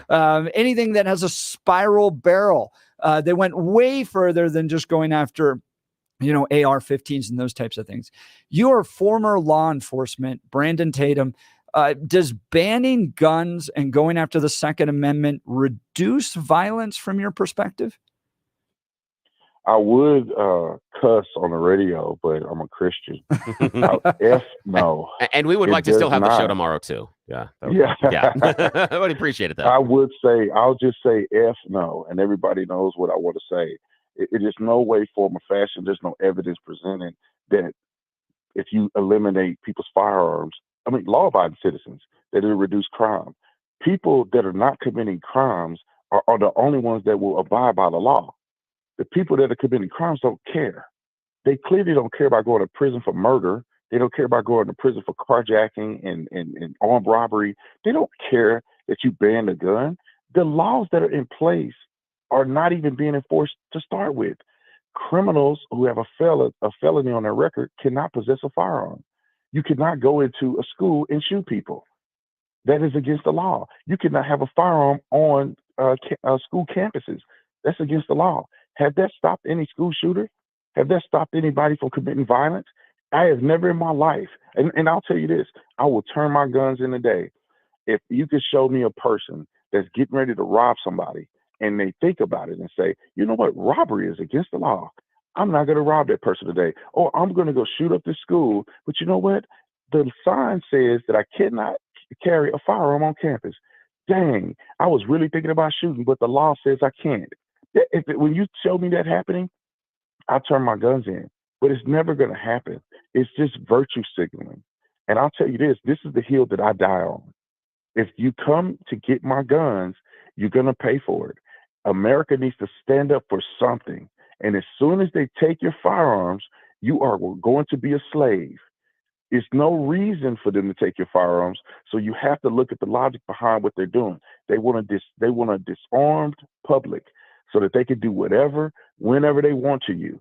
They are not committed to protect you, because look at what they're doing with the border. They let all kinds of people in. Terrorists are going to come in, and then they're trying to defund police, so police are not going to defend you. Then what's the recourse? People need to stand on this one. And it's a shame that in Colorado and other places they're trying to ban guns, but you should mark them as the people that are not for the Constitution, and they're not standing with the God inalienable rights that God has given us. Talking to Officer Brandon Tatum, Salem radio host right here on 710 KNUS every afternoon. He's going to join us live in person this Friday at the Black Eyed Pea in Castle Rock, 6 a.m. to 10 a.m. I think you just heard him, and you like what he had to say. You're going to love meeting him in person. Brandon, thanks so much for being on the Jeff and Bill show. I appreciate it. Hey, God bless you both, man. I cannot wait to see you guys. I can't wait to meet you. Have a blessed day. Friday, 6 to 10 a.m. You're not going to want to miss it. It's going to be a really fun conversation. I so appreciate where he stands, his perspective, his background, his values. I think you'll love meeting him in person. I hosted him at the Western Conservative Summit in 2021. He was great there, especially the young folks really connect to him. He's millions of followers online. Yeah. So if you ask young conservatives, they definitely know who Brandon Tatum is, and they're big fans of him. So yeah, that was fun. That was a really nice way to get to know him, know a little bit more about his background, get to know him better for when you hear him in the afternoons. That was cool. Football player, police officer, went to one rally, made one video, and it's amazing how your life can change. Yeah, then lost a bet, and now is in radio. At least that's my interpretation of the conversation. Hey, folks, it's Jeff Hunt on behalf of the Colorado Farm Bureau. Whether you pulled out your skis or snowmobiles this last winter, it was a great year for winter fun, but the snow means even more to Colorado agriculture. And I want you to know that our state's farmers and ranchers are doing their part to protect all of our future water resources. The people of Colorado agriculture continue improving the efficiency of their irrigation systems and adopting farming practices that help crops use less water to grow. They're planting drought-resistant varieties, and they're leading talks with state policymakers about how to preserve water supplies when we have good years like this last one. My friends at the Colorado Farm Bureau are leaders in water conservation and water policy. They understand how to balance water for crops and water for families, and they're doing more with less. You can do your part. I recommend you join and become a member today. Go to coloradofarmbureau.com. That's coloradofarmbureau.com to join those wonderful folks. All right, Russ, we'll get to you. Give us a call. What do you think of that conversation with Brandon Tatum? What do you think of the semi-automatic firearm ban that passed the Colorado House? Is it likely to pass the Senate? Could come down to a singular vote. Dylan Roberts, Taylor Rhodes believes, is the key to whether or not this passes the Senate. And then, does Jared Polis sign it?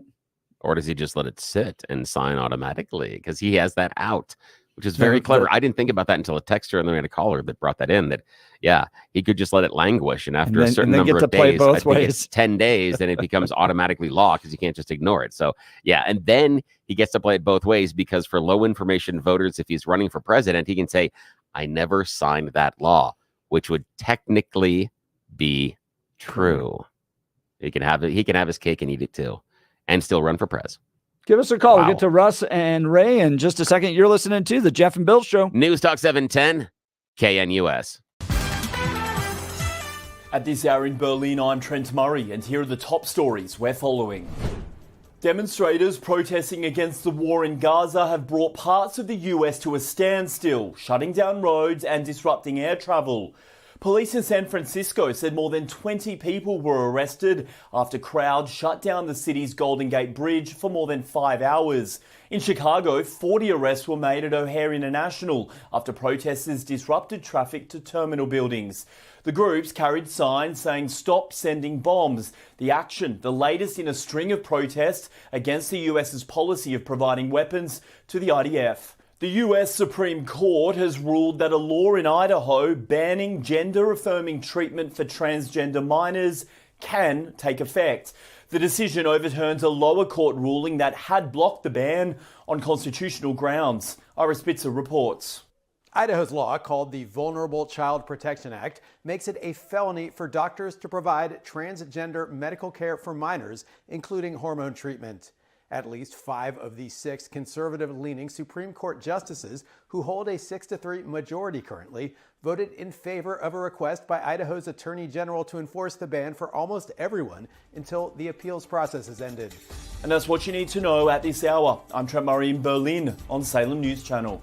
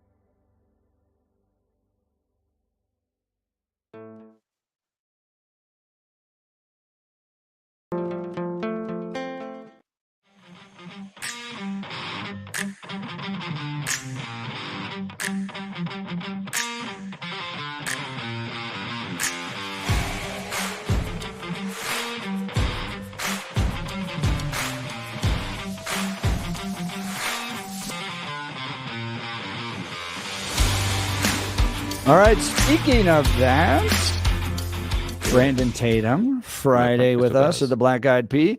Caller 10 at 303-696-1971 wins a $50 gift certificate to the Black Eyed Pea restaurants.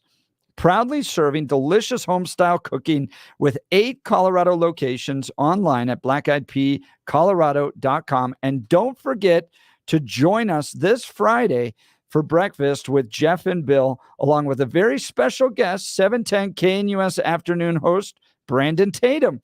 It's a live broadcast this Friday at the Black Eyed Pea location in Castle Rock. Get details at 710knus.com. For the best home-cooked meal away from home, it's the Black Eyed Pea. All right, Russ, we got to you just briefly at the top of the last hour. Thanks so much for your patience. You're on the Jeff and Bill Show, News Talk 710 KNUS. Good morning, Russ.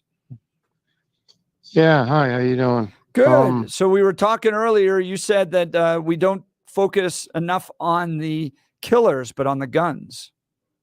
Exactly. I mean, the only thing coming out of these killings and these serial killings that he's trying to address with guns is the fact that the gun did it, and then the other side said, no, the gun didn't do it.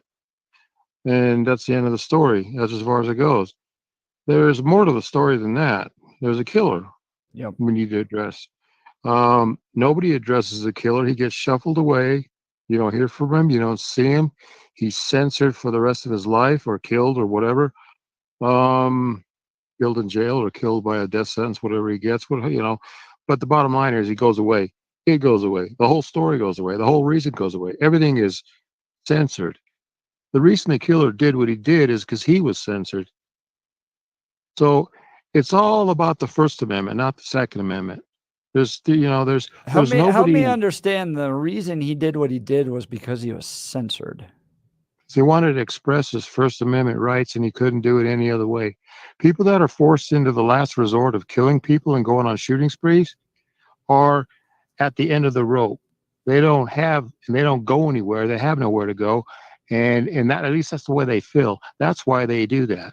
I think that there are, in the case of like Sandy Hook, for instance, incredibly mentally ill, demonic possessed, evil people that want to shoot little kids. I don't know. I don't think it has anything to do with them being able to express themselves. Yes, right. The Sandy Hook, you can throw that one out. We don't need to look at that guy. We know all about him. He's mentally ill. End of story there. But are all serial killers mentally ill? Okay.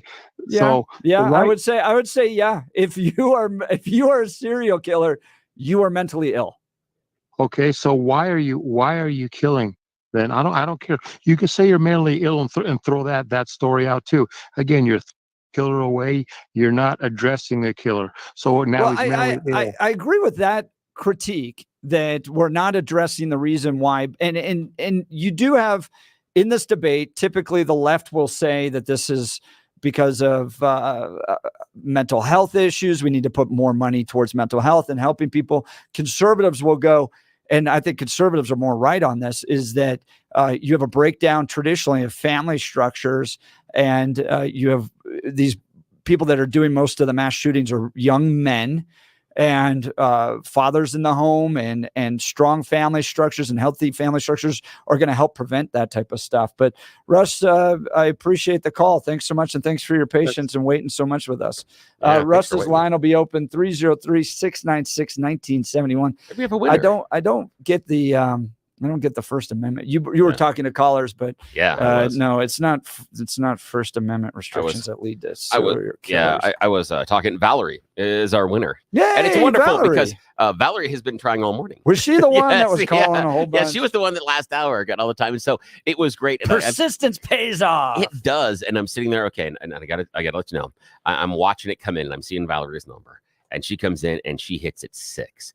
And I'm like, you're the 6th. And I hang up and I'm like, oh, because this is really, you hang up, you hit that redial. She could easily be 9 or 10 because based on how quickly the calls were coming in. Right. And I saw it. And as soon as I saw someone else, at first I thought it was her number, but something else popped up. I'm like 9. And then I hung up. I'm like, come on, Valerie. And bang, there it is. 10. Congratulations. So yeah, her persistence Valerie. paid off. Congratulations. Are we going to do this tomorrow too? Yes. That's what I hear. Yeah, we've got a number of through tomorrow, and then Thursday as well. Thursday as well. So you'll have another chance to win, Give away which is $50 awesome. each hour. Ray, we'll get to you in just a second. Look, we all want a kinder, gentler way to experience wellness and overcome pain. I'm thriving and fighting back my workout soreness with UltraCur. UltraCur, by the way, my boys and I worked out today. We're all runners, right? And so we were doing arms. So I question you on that. We're runners. That's a bad thing. Well, God made us runners. Believe me, I'd like to be something other than a runner. But we're all doing arms, and we're all toothpicks. That was my nickname as a third grader. Was Seriously? Toothpick. And we're all sitting there lifting these little 10 pounds with our arms. It was hilarious. All right. I had nicknames, but they weren't nice, and I couldn't repeat some of them on radio. Thank God we have UltraCur. UltraCur is a patented non-prescription natural capsule that works fast. Surveys show that 50% of people using UltraCur find relief within 48 hours, and half of those within 2 hours. Experience UltraCur for free. Go to any Denver Metro natural grocers and ask for the health coach or the vitamin manager for your free 3-day trial of UltraCur. UltraCur is fueled by patented technology to give you the true edge to support your peak wellness, energy, and active lifestyle.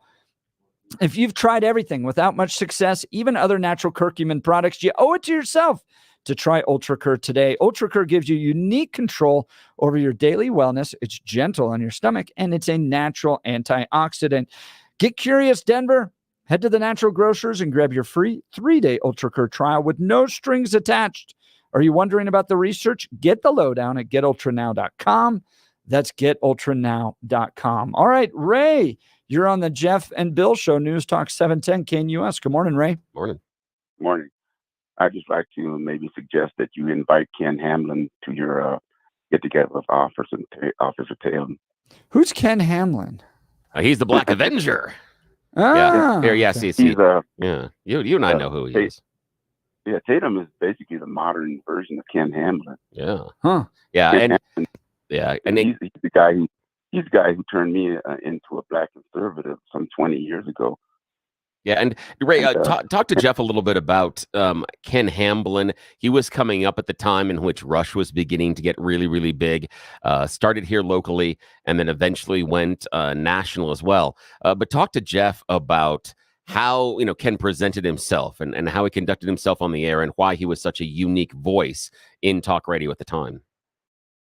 Well, Ken basically pointed out the toxicity within the black community.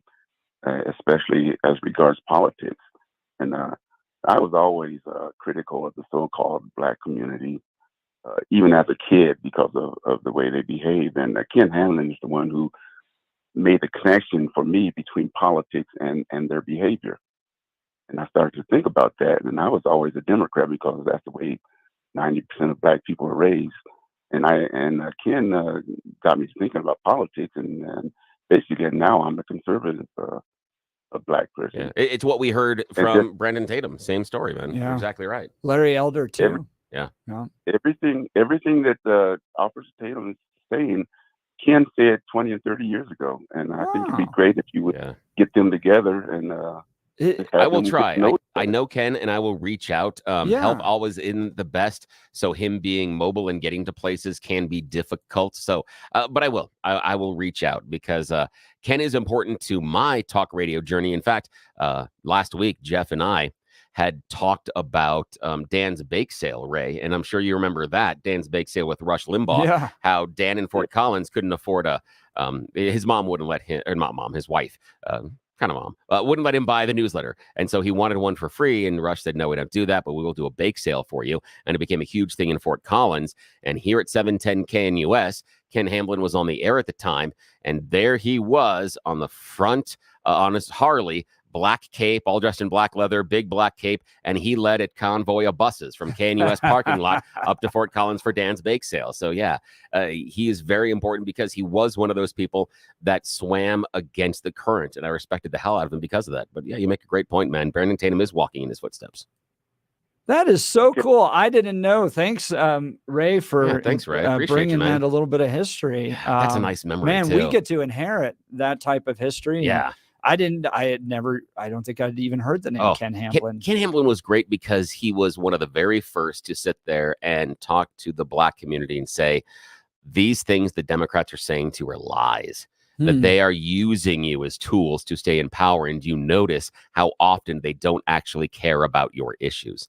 That the only time you see them show up is here when they need your Election votes. season, Yep, right? that's it. And he was some of the first ones to also really look at some of the culture issues. He was really good at examining for that time. And you're talking about 80s and early 90s, looking at some of the divisions inside of culture issues that he saw as, tearing apart families and communities, and many of which we've seen to come to fruition. But he was unabashed, unafraid, and respect the hell out of him for it, That too. is He was cool. unique. He was a Well, really good guy. his Twitter account says he lives in Castle Rock. So, Ken, he is. if you're He's just here in down the town. street, come on by. We'd love to have you. Look, you're losing your hair and you need a simple solution that works. You want the best.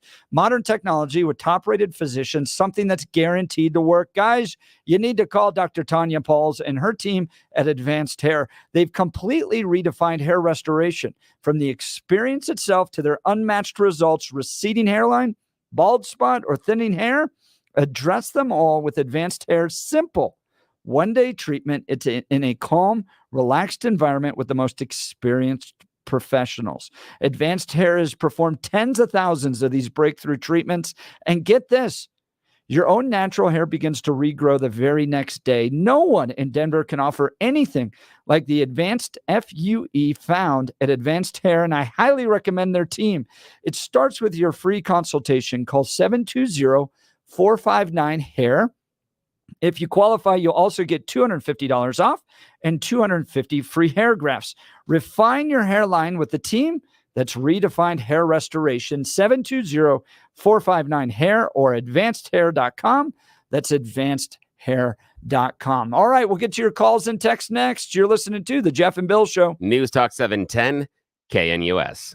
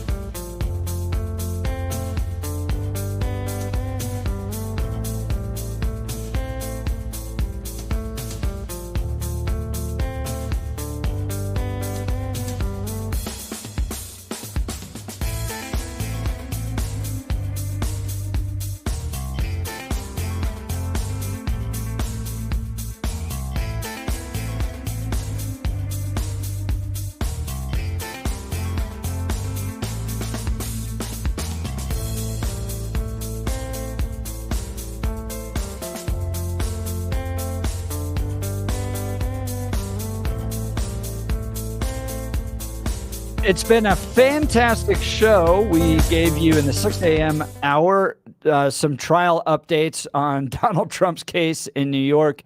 By the way, just seeing this on Twitter, Manhattan District Attorney Alvin Bragg has filed a motion to hold former President Donald Trump in contempt for allegedly violating a gag order by criticizing witnesses in the case on social media. The motion, filed in response to Trump's social media posts, requests that Trump be fined $3,000 and warned of potential jail time for future violations. The case is taking place in New York, and the motion is pending a decision from the court.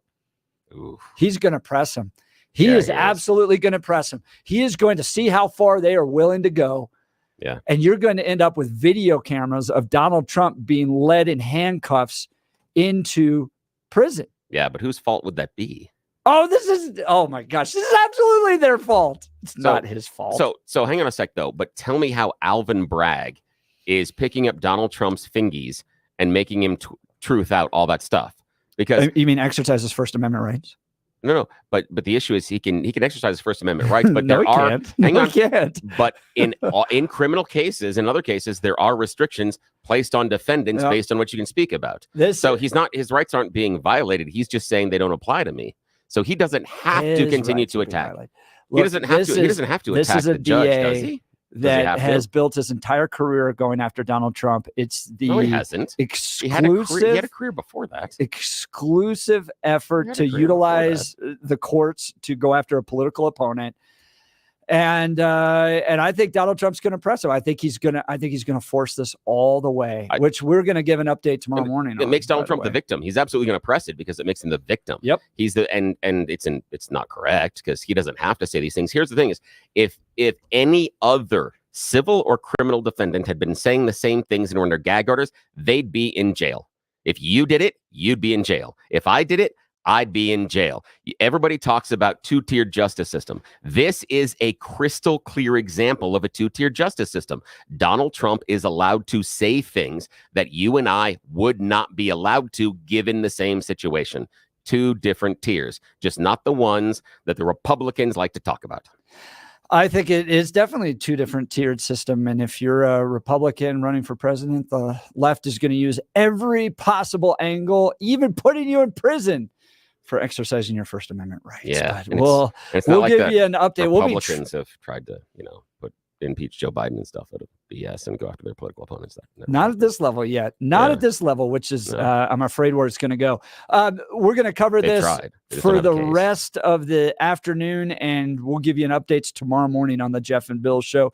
Look, every morning, we'll start the show this way. Why don't we do this? We'll start the show with the latest updates from the previous day of the Trump trial.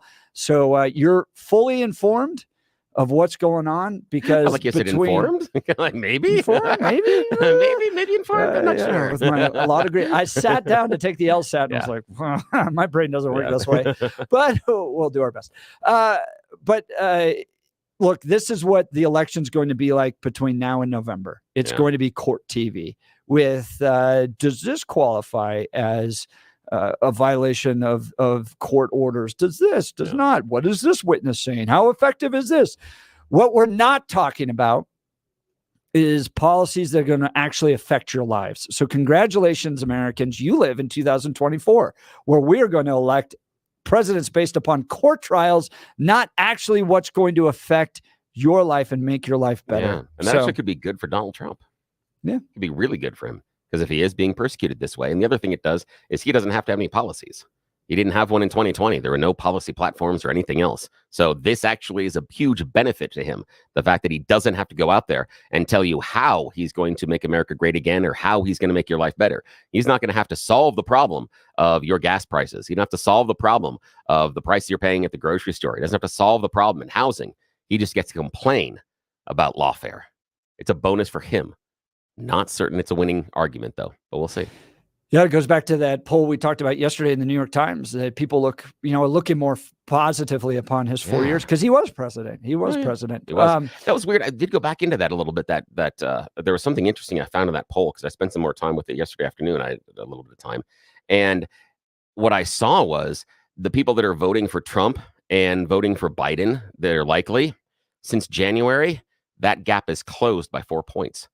It's closer for Biden. Trump has lost almost 6 points in that poll since January, based on who said they vote for him. So that's different. The numbers are contracting. I'm not saying it's happening. I'm not saying it's a trend. I'm just saying that's interesting that in that specific poll since January, the percentage that say they're voting for Biden has increased, while the percentage voting for Trump has decreased, even though more people have a more rosy idea about what the Trump presidency was. I just was wondering what the trend was. I thought it was going to go the other way, honestly. I thought the trend was going to be opposite. You would make that assumption. That I thought I was like, how much is Trump now leading in this? I wanted to see that curve, and I looked at the curve and went, wait, what? Not what I was expecting at all. So we'll give you daily trial updates in the 6 a.m. hour. If you missed anything today, go to 710knus.com. You can download the podcast there. We had Taylor Rhodes on the Second Amendment efforts going on down at the Capitol to ban your assault weapons. All of that on the podcast. You've been listening to the Jeff and Bill Show. News Talk 710 KNUS.